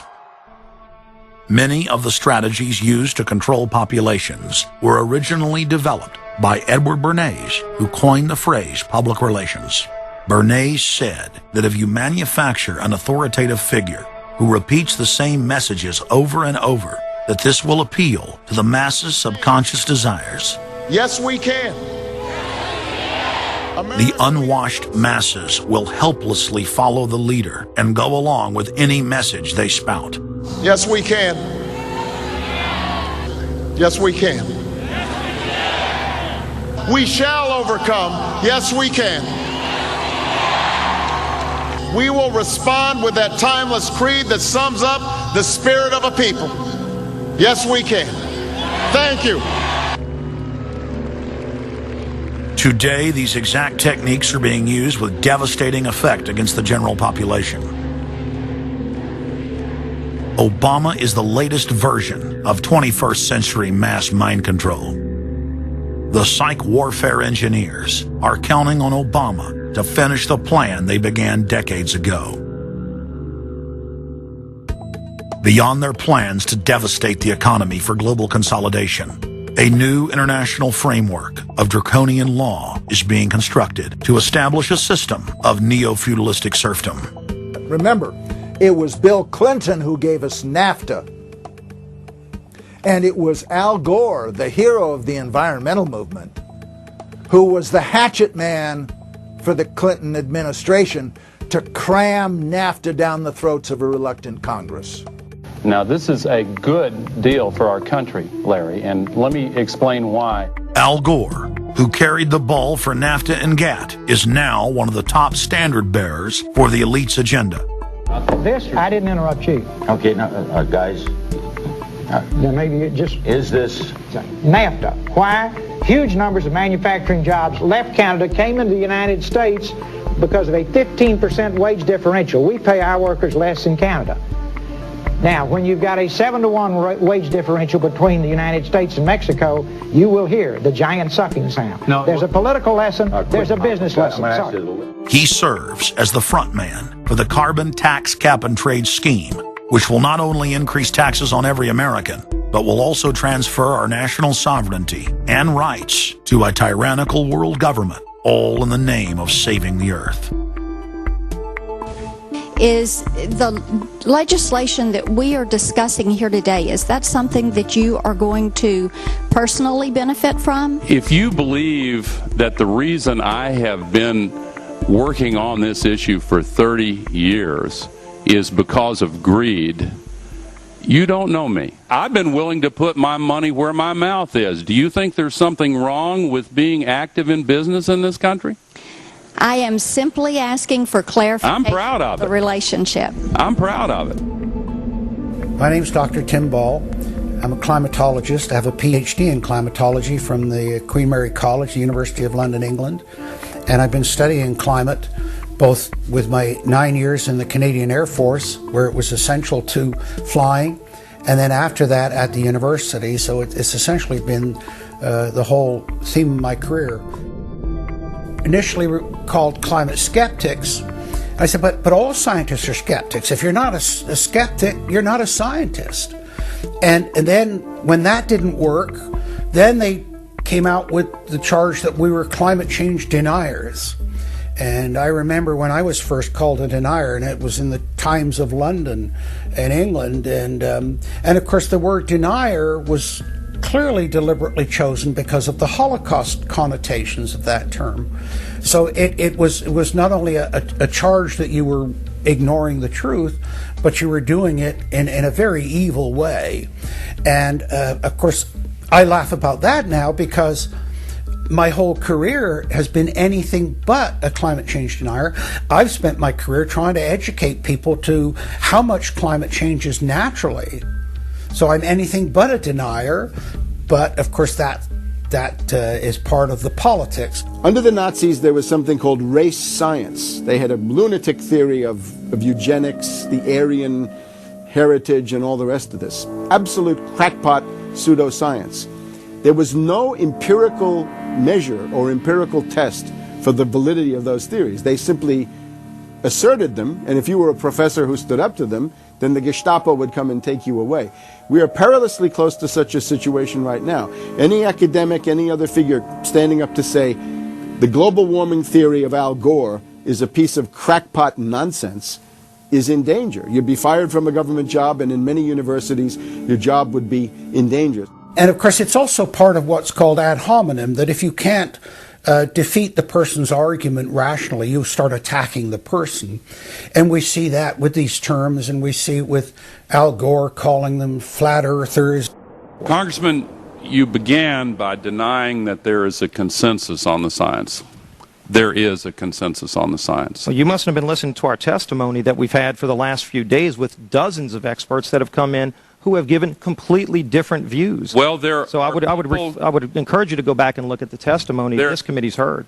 There are people who still believe that the moon landing was staged on a movie lot in Arizona. And neither of us are one of those, and I know you like giving those cute anecdotes. This is not a cutesy issue. We're talking about something that can export millions of jobs out of our economy, out of our country. Richard Lindzen, an MIT professor of atmospheric physics, said it many years ago when he said the consensus was reached before the research had even begun. And then scientists like myself that stood up and said, hold on a minute, I got problems with it. Oh, paid by the oil companies, don't trust that guy. What the international scientific community is saying is correct. There is no legitimate basis for denying it. Now, you hear the consensus argument. Well, the majority of scientists. What they're always talking about is, and originally the IPCC was about 3,600 scientists, it's now down to 2,500. That's the people they're talking about. But when you look at it, most of them are bureaucrats. They're not scientists at all. And very, very few of them are actual climate experts. Now, the consequences of that, and whether that's because of man-made CO2, I think are debatable. If CO2 is not causing the climate change, what is? What are the major driving factors? And so they're essentially the ones that are left out by the Intergovernmental Panel on Climate Change. It's unbelievable to me that they can come out and ignore the sun. I mean, everybody knows the sun goes in, it gets cool. You notice that, right? You have an eclipse, the temperature drops, and the birds start to get excited and so on. And when you look at the seasonal changes with the sun, how you can suggest that the sun is not a factor is really quite remarkable. Giving us false scientific information is not going to clean up our environment.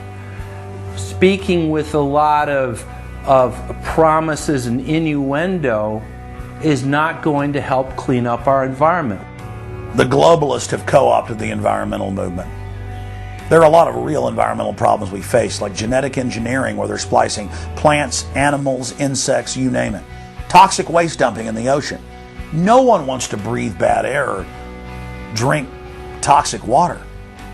But the global carbon tax has nothing to do with that. It's a tax literally on breathing. Go out on the street or talk to your friends, your neighbors. Ask them, hey, should we ban dihydrogen monoxide? It's bad for the environment. The average person will sign your petition calling for the banning of water. That's right. Dihydrogen monoxide is water. It's the same thing with table salt, sodium chloride. And that's exactly what the establishment is doing with carbon dioxide. Ooh, dioxide. It has this scary sounding name. But the truth is, it's one of the 4 elements of life on this planet. Oxygen, carbon dioxide, water, and sunlight. And if the establishment can tax and list as a toxic waste one of those basic 4 building blocks of life, carbon dioxide, they can regulate and control every facet of our lives and shut down any businesses that aren't part of their New World Order. The idea that carbon is a pollutant is essentially a way of saying that humanity is a disease or a cancer that ought to be wiped out. Genocide. People have argued in this environmental coterie around Obama, around Holdren, the theoretician of de-development, who is now the science advisor of the White House, really the anti-science advisor. They've argued that babies are carbon monsters, carbon machines, and that every time you breathe out carbon dioxide, you're part of the pollution of the planet.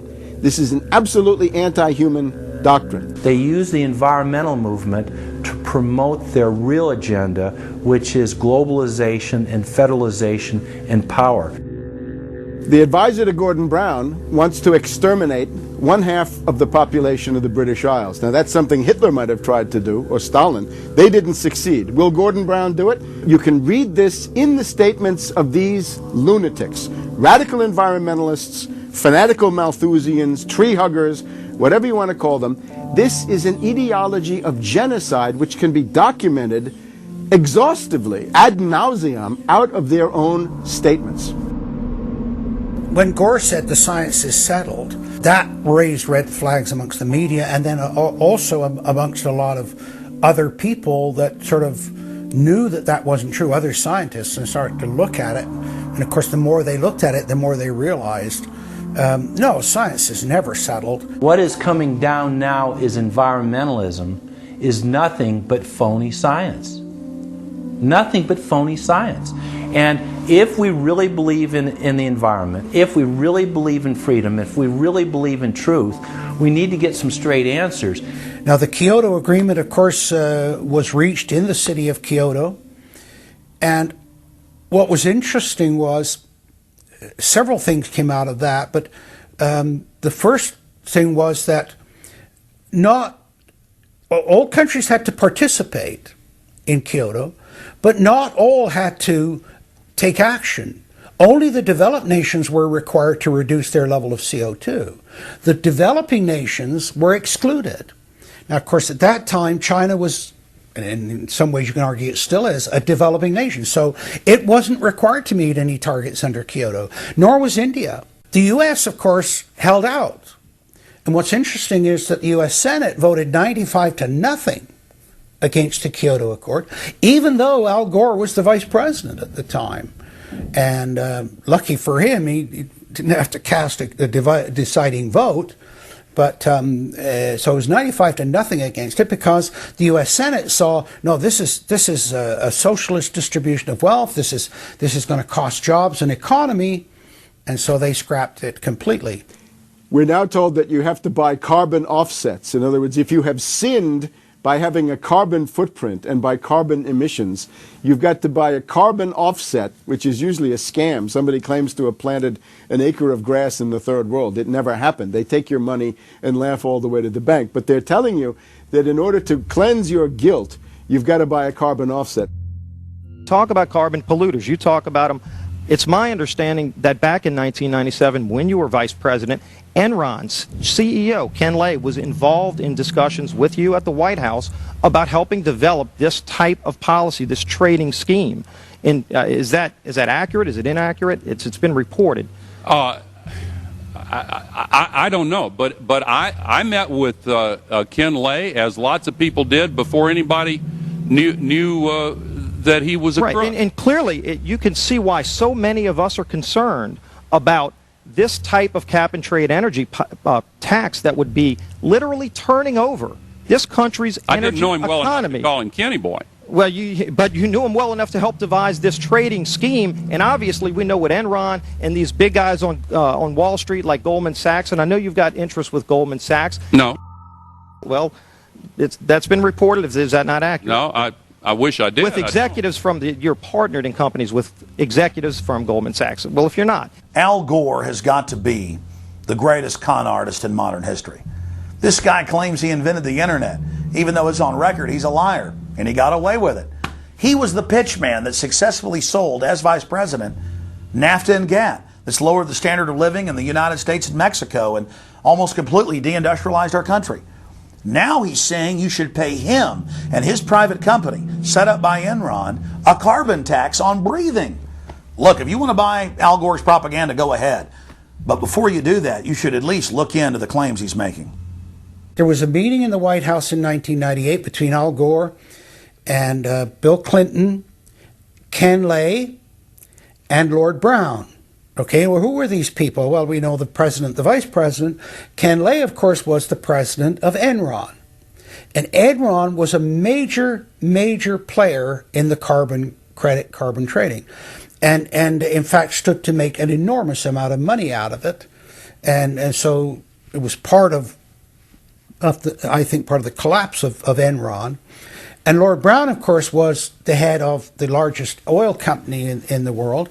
And they were looking to buy into this, as is happening now, where the energy companies are becoming the big promoters of, oh, we got to go green, we got to go to alternate energies, and all of this this stuff. They saw a business opportunity and leapt onto it, and one that would make them look green again.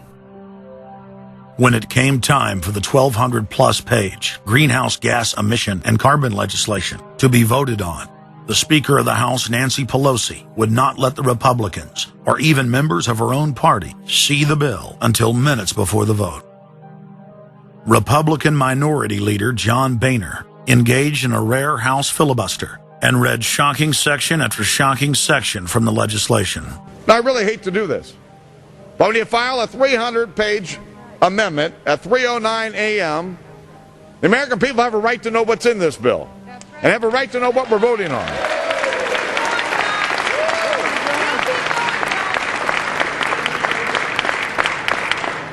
Page 48. Each building code enforcement department receiving a grant under subsection A shall impanel a code administration and enforcement team consisting of at least one full-time building code enforcement officer, a city planner, and a health planner or similar officer. I can take you to Chickasaw, Mercer County in my district. They don't have one full-time person that works for the village, all right, not one. Look at the mandate on every city, village in America right here in this bill. So that we're not only going to tell you what the codes are going to be, but we're going to tell you how many people you need to hire to enforce this. Page 41, determine any geographic area within the contiguous United States that lacks a federal power marketing agency. Because, you know, we can't move power around the country without a federal power marketing agency. We do it today, but now we have to have a new government agency to do this. All California housing standards are now going to be imposed on every American community. You don't have the right to have your own building standards in your community or in your state. Hell no, the federal government's going to tell you what they are. It quickly became clear why Pelosi and the Democratic leadership were desperate to keep the contents of the bill secret before the vote. Now, because of this underlying bill, the federal government will virtually have control over every aspect of lives for the American people. It is time to stand up and say, we get to choose. We choose liberty or we choose tyranny. It's one of the two. The underlying bill represents the tyranny and the intervention of the federal government. It's our choice. What will we choose today? Will we choose liberty or will we choose tyranny? And I know that we'll be facing the single moms that heard from last summer. They can't afford the gasoline bill. They can't afford the propane. You didn't do a great thing. You hurt some really decent families struggling, trying to make it, and this is going to be their death knell. It breaks my heart. I yield back. It is, of course, a carbon tax on economic activity, farming, manufacturing, real production here inside the United States. It would tend to shut down even those miserable remains of an industrial economy that we still have after the collapse of the Detroit automakers and their related subcontractors and so forth. Every home and business in the United States would be federally regulated and controlled. Mandatory home inspections will be carried out by federal inspectors, and it's all at the expense of the homeowner. In New York, they're called the environmental police. On this day, a surprise visit to a market in Brooklyn's Chinatown. And every day you're not in compliance, you face huge fines. Go to page 235. The Secretary may set and collect reasonable inspection fees to cover the cost of inspections required. So number one, they can come in, the federal government can come in and inspect your house and send you the bill. And if they find that you're out of compliance with this new federal code, the Secretary shall assess a civil penalty for violations of this section. And then further, going to page 236, each day of unlawful occupancy shall be considered a separate violation.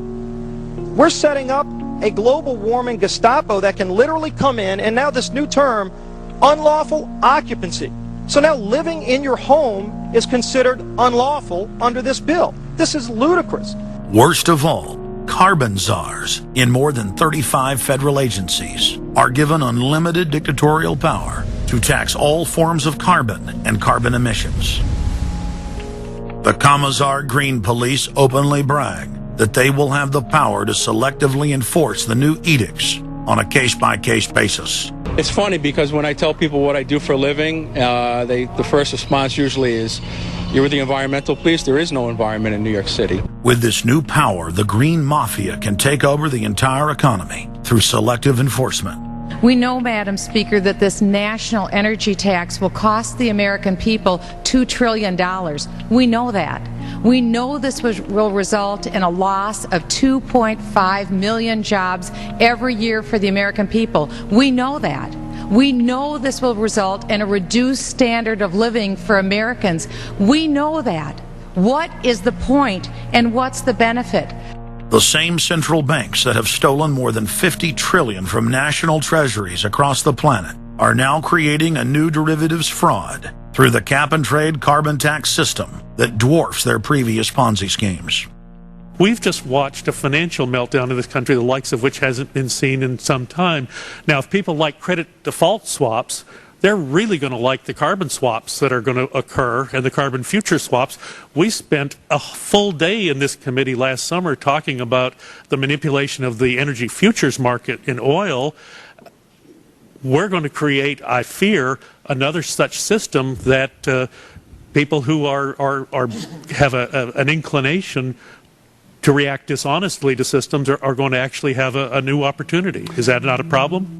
A select group of central banks are lobbying for the same legislation to be passed worldwide. Once the so-called green economy laws are in place, only global megacorporations and their subsidiaries will be allowed to do business. Van Jones, Barack Obama's first green job czar, has stated repeatedly on the record that the new green economy is only a cover for a complete revolution against capitalism and the total redistribution of wealth. But what Van Jones doesn't tell his sad followers is that the elite are bragging that the modern green movement was designed from its creation to destroy the middle class and transfer all wealth into the hands of a super elite. They're not doing this to uplift the poor. No, the goal is to enslave the planet and usher in a new dark age. Every nation on Earth is in the process of, or has already passed, its own set of carbon tax laws and regulations. If their plan is successful, every nation on Earth will not only pay tribute to the powerful world government, but every facet of human life will be regulated by the technocratic global planners. Under the carbon tax scheme, China, India, Mexico, and over 150 other nations are exempt from the global tax system. You see, the bankers already own and control the third world. Their final target is the middle class of the West. Once they've dismantled the economies of the United States, Europe, and Japan, they believe no one can stand in their way. In short, the New World Order is a global corporate takeover. In their global corporate state, there is no room for individuality, sovereignty, or independence. As their program begins to face more and more opposition, lawmakers and supporters of the man-made global warming hypothesis want laws to be passed, making it illegal to question their theories. Recently, the head of Greenpeace was forced to admit that the Arctic and Antarctic ice caps grow in the winter and shrink in the summer, and that this is all part of a natural process driven by the tilt of the Earth and the Sun. The cosmic radiation coming from space, the amount reaching the Earth is affected by the strength of the Sun's magnetic field. So the magnetic field of the Sun is almost like a gateway controlling the cosmic radiation reaching the Earth. The magnetic strength of the Sun is also related to the number of sunspots. So they are directly related to changes within the inner structure of the Sun. The amount of cosmic radiation reaching the lower atmosphere creates more cloud, right? And cloud forms, you need to have what are called condensation nuclei. That is, little particles around which water can change from water vapor or gas into water droplets, minute particles that are visible in the form of clouds. We've known for a long time that there was more cloud than the amount of particles in the atmosphere, because we assumed it was clay particles and salt particles that were creating this condensation process. But there was this gap. We now realize, of course, it's the cosmic radiation that's doing it. So what the cosmic radiation is doing, controlled by the magnetic field of the sun, is it's like putting up a screen in the greenhouse and blocking out the sunlight. And of course, that then affects the temperature of the Earth. That's why there's a relationship between the sunspots and the temperature on the Earth. So we now know the mechanism, but they completely ignore that. More than 31,000 scientists from across the United States, including more than 9,000 PhDs, from the fields of climatology, atmospheric science, earth science, and hydrology, signed a petition rejecting man-made global warming as a scientific fraud. This shattered the hoax of the so-called consensus that the mainstream media had been pushing for years, that every scientist on Earth believed that man-made global warming was a fact. If the people are able to block their carbon tax takeover, the elite's agenda to establish a planetary world government will collapse. To force their unpopular agenda upon the planet, the controllers are racing to complete the construction of their police state control grid. Borrowing from tactics used in the past by communist, fascist, and other totalitarian regimes, every form of classical textbook tyranny is now being implemented in the West. In the United States, the central government is federalizing local police. State and local officers are in a great position to collect important information on terrorists and their allies, and the Terrorist Screening Center stands ready to help you. This video, produced by Homeland Security, is required viewing for all departments in the U.S. And with the teamwork of local, state, and federal law enforcement, we have an excellent opportunity to see the picture and solve the puzzle before these terrorists can strike again. State, county, and city police now take their marching orders directly from DHS and FEMA.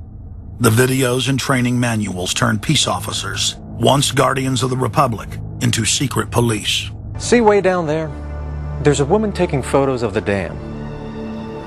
Someone called 911 and reported a suspicious person. As you guessed, she's going to be a Category 3 hit. And since it's very important that we don't let her know that we know, both the dispatcher and the officer need to make sure she doesn't hear the radio traffic. Stand by. If I could ask you to wait right here, please. Sure. Everyday items and activities are listed as proof that you are sympathizing with shadowy boogeymen of terror. Of course, he's going to keep his eyes open for anything interesting or unusual in the car. That would include cameras, binoculars, video equipment, GPS, maybe things like sleeping bags that suggest they're living out of the car. From their inception, Homeland Security and Northcom were set up to dominate the people and the states, not to fight the CIA-created Al-Qaeda. Patriotic members of the military and law enforcement, at great risk to their lives and careers, have sent this filmmaker federally and internationally produced law enforcement manuals, textbooks, documents, and videos. The MIAC report, distributed to Missouri law enforcement, lists gun owners, libertarians, constitutionalists as potential terrorists. The federally written document went on to list Ron Paul, Bob Barr, and American flag bumper stickers as dangerous paraphernalia linked to white supremacists. Even before 9/11, FEMA was quietly indoctrinating local police to have a hatred of the Founding Fathers and everything our constitutional republic stands for. Who was the first terrorist organization in the United States? Who? Founding Fathers. Founding Fathers. You mean Thomas Jefferson? Oh, yeah. You mean George Washington? Oh, yeah. Paul Revere? Yeah. These guys right here, let me ask you something. Did they try to scare people? Oh, yeah. They tried to intimidate the British. Did they use acts of violence? Your founding fathers, my founding fathers, were involved in acts of terrorism against British officials because they systematically had British officials assassinated. In the old Soviet Union, Nazi Germany, and Maoist China, the police's main job was not fighting crime. In totalitarian forms of government, the police are political enforcers, or commissars as they were known in Russia. It's their job to spy on the public and to intimidate the exercise of free speech. Once a climate of fear has been achieved, the public begins to self-censor, to shut down. Once the people have been intimidated to withdraw from the field of intellectual battle, the tyrants have a free hand to expand their oppression and looting of the helpless serfs. The average man and woman is in a trance. They get home from work, they don't even talk to their children. They turn the television on, and they let those corporate messages set the agenda in their lives. If we want a revolution against these social engineers and the scientific dictatorship, we have to start getting back to basics. Having barbecues, knowing our neighbors, loving our husbands and wives, spending time with our children, and getting back to real human culture. This false corporate culture has been superimposed over our daily lives. The public is literally under a trance. We have to somehow reach out to them and break them out of this trance. And as the globalists destroy our standard of living and bring in their police state, a lot of people are beginning to wake up and realize that what they've been told all their lives was a lie. But it's essential that we, the people, are there to reach out to our fellow Americans and our fellow human beings and show them the truth. But the scientific dictatorship needs more than just a secret police network to carry out their plan. Citizen spies at every level of society have been recruited to keep their eyes and ears focused on everything their neighbors and co-workers are doing and saying. More than 50,000 private sector executives have been recruited by FEMA to secretly serve as deputy FBI informants under the InfraGard program. Now there are more than 75,000 preachers serving FEMA in the clergy response teams. Internal FEMA documents reveal that the majority of America's pastors now serve as agents of the shadow government. They are even instructed on how and what to preach. And as KSLA News 12 Jeff Farrell discovered, the clergy would help the government with potentially their biggest problem, us. From my cold, dead hands. Charlton Heston's famous declaration captures a truly American value, the overarching desire to protect our freedoms. But gun confiscation is exactly what happened during the state of emergency following Hurricane Katrina in New Orleans. U.S. troops also arrived, something far easier to do even now thanks to last year's elimination of the 1878 Posse Comitatus Act. That forbid U.S. troops from policing on American soil. If martial law were enacted here at home, public fears and quelling dissent would be critical. And that's exactly what the clergy response team, as it's called, helped accomplish in New Orleans. Jeff, the primary thing that we say to anybody is let's cooperate and get this thing over with, and then we'll settle the differences once the crisis is over. Such clergy response teams would walk a tightrope between the needs of the government versus the wishes of the public. In a lot of cases, these clergy would already be known in the neighborhoods in which they're helping to defuse that situation. For the clergy, one of the biggest tools that they will have in helping calm the public down or obey the law is the Bible itself, specifically Romans 13. Because the government is established by the Lord, and that's what we believe in the Christian faith. That's what's stated in the Scripture. They prepare their flocks like sheep to the slaughter for gun confiscation, forced inoculation, and they tell them that it is a blessing to have their families broken up and put into FEMA camps. Irland, Frankreich, Portugal, Spanien, die Schweiz, Liechtenstein, Luxembourg, Poland, Ungarn, Romania. Adolf Hitler bragged that his most powerful domestic tool used by the Nazis to control the people was the servile clergy, and his favorite Bible verse was Romans 13, render unto Caesar.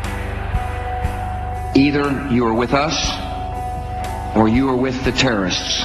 The scam was launched as a simple bait and switch. The government recruited the public by telling them that they were needed in the fight against Al-Qaeda. But from day one, over 90% of their training and operations focus on demonizing, surveilling, and harassing anyone who stands against their takeover. The Department of Homeland Security calling on firefighters to take on a new role in the war on terror. The idea to be the eyes for the U.S. government when they're inside a home.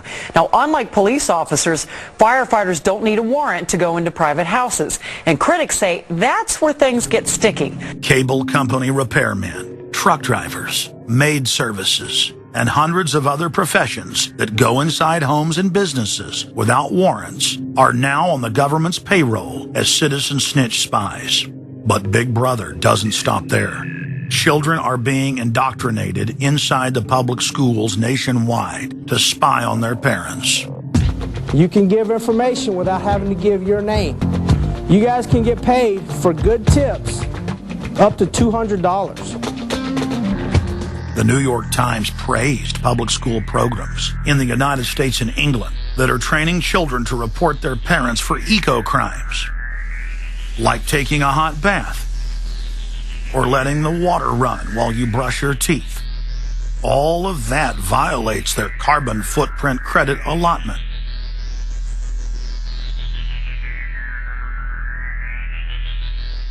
Check it out, check it out.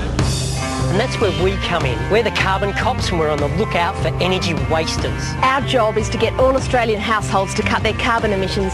So Carbon Cops is a program that looked at energy use in a domestic sense. We went into people's houses and got them to reduce their energy use by 50%. Sadly, the Boy Scouts of America have now contracted with the Department of Homeland Security and are now training more than 20,000 Boy Scouts in anti-terror urban warfare mount training. The federal grants are very specific. The Scouts are trained to carry out seek and destroy missions against disgruntled veterans of the U.S. Armed Forces. Good evening, everyone. Homeland Security is enlisting some unlikely new recruits to fight terrorism and help with other emergencies. The Girl Scouts. Girl Scouts across the country and here in East Tennessee are now taking part. 9-year-old Elise Murphy has already earned a lot of Girl Scout patches. And now, every member of the 3.4 million Girl Scouts of America is now being trained by the Federal Emergency Management Agency to aid and support Homeland Security in disaster and anti-terror operations. One of the things that if you talk to our generals, they are desperate for is a civilian counterpart to our military forces. Everybody somewhere between the ages of 18 and 25 will serve 3 months of basic training and understanding in a kind of civil defense. So is this compulsory then? Well, you have to, in a sense, it's required of everybody, 18 to 25, 3 months, and at some point at that point you do it. Creating citizen armies in one way is, it's disgusting. Because what you do is you get young kids and you can mold their minds easily. And we saw them chanting and crying, and they'll follow any leader, whether it's in a black shirt, a brown shirt, a red shirt, whatever the shirt might be. Another branch of Homeland Security, the Corporation for National and Community Service, is setting up literally hundreds of other private uniformed youth groups. The White House has introduced legislation to establish forced national service for all Americans between the ages of 16 and 64. In 2008, the North American Military Governorship, known as NORTHCOM, announced that they had deployed 4,000 regular Army troops inside the United States to deal with civil unrest because they knew that their offshore masters were about to rob the United States blind. In 2009, the Pentagon requested funding from Congress to deploy 379,000 military personnel in thousands of communities across the United States. And now, legislation has been introduced in Congress to expand a system of FEMA concentration camps across the United States under the National Emergency Centers Act, H.R. 645. The Republic is hanging by a thread. The last vestiges of our free system of government are being swept away. You got time to watch baseball, you got time to watch football, you got time to entertain yourself. But I think a knowledgeable public we're losing And we've got to get people back on track to paying attention, because if you don't pay attention to your government and what they're doing, you're going to pay some dire consequences for it. Unless we become active and become influential in the power centers of society, there's nothing we can do about it. Just knowing about it is not enough. And as long as we are given at election time an option between the Republican candidate or a Democrat candidate, both of whom have been selected by members of the Council on Foreign Relations and both of whom have the same general policies, that's not going to change anything either. So the real issue is, so what? And the answer is, we've got to recapture control of the power centers of society. The people have a decision to make. Our nation has been seized in the jaws of a global corporate takeover. The republic is passing into history. We're losing our freedoms. And it's up to every man, woman, and child in the United States to decide whether we're going to be fooled by the slick propaganda of the social engineers, or whether we're going to restore the republic. The values expressed by our founding fathers in the Declaration of Independence and other documents are very important to these times, and it's now our chance to manifest those documents. Now is the time for all good men to come to the aid of their country, because the country is being stolen from us in broad daylight. Not only stolen metaphorically, but financially as well. The numbers don't lie. The American people, having been educated as to the truth, then have to rise up and demand and get a government that starts serving them. We need a change, and it isn't going to come from Democrats and Republicans. It has to come from the American people. Dissension is the greatest form of patriotism, and I believe that. Because if you don't hold your elected officials' feet to the fire and pay attention, you are going to get bad government. So it's imperative for all of us. It's our job as citizens of this great country to pay attention. This is our last chance to not relive history. Hundreds of nations have fallen to tyranny in the last century alone. America is a prize coveted by the despotic megacorporations that now dominate our planet. If their world government is truly to rise, freedom and the republic for which it stands must fall. Now is the time for all good men and women to come to the aid of their country. One of the greatest events in history is taking place before our very eyes. For many generations into the future, our progeny will look back on this time as either a place where humanity rose to the challenge and made a stand against the forces of darkness, or as a time when the planet fell into the grip of a merciless high-tech tyranny.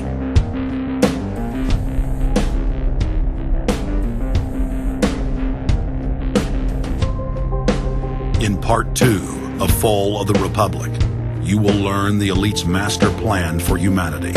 But more importantly, you will learn how to stop that plan, reverse the criminal tide, and reignite the flame of liberty on the long march to man's ultimate destiny.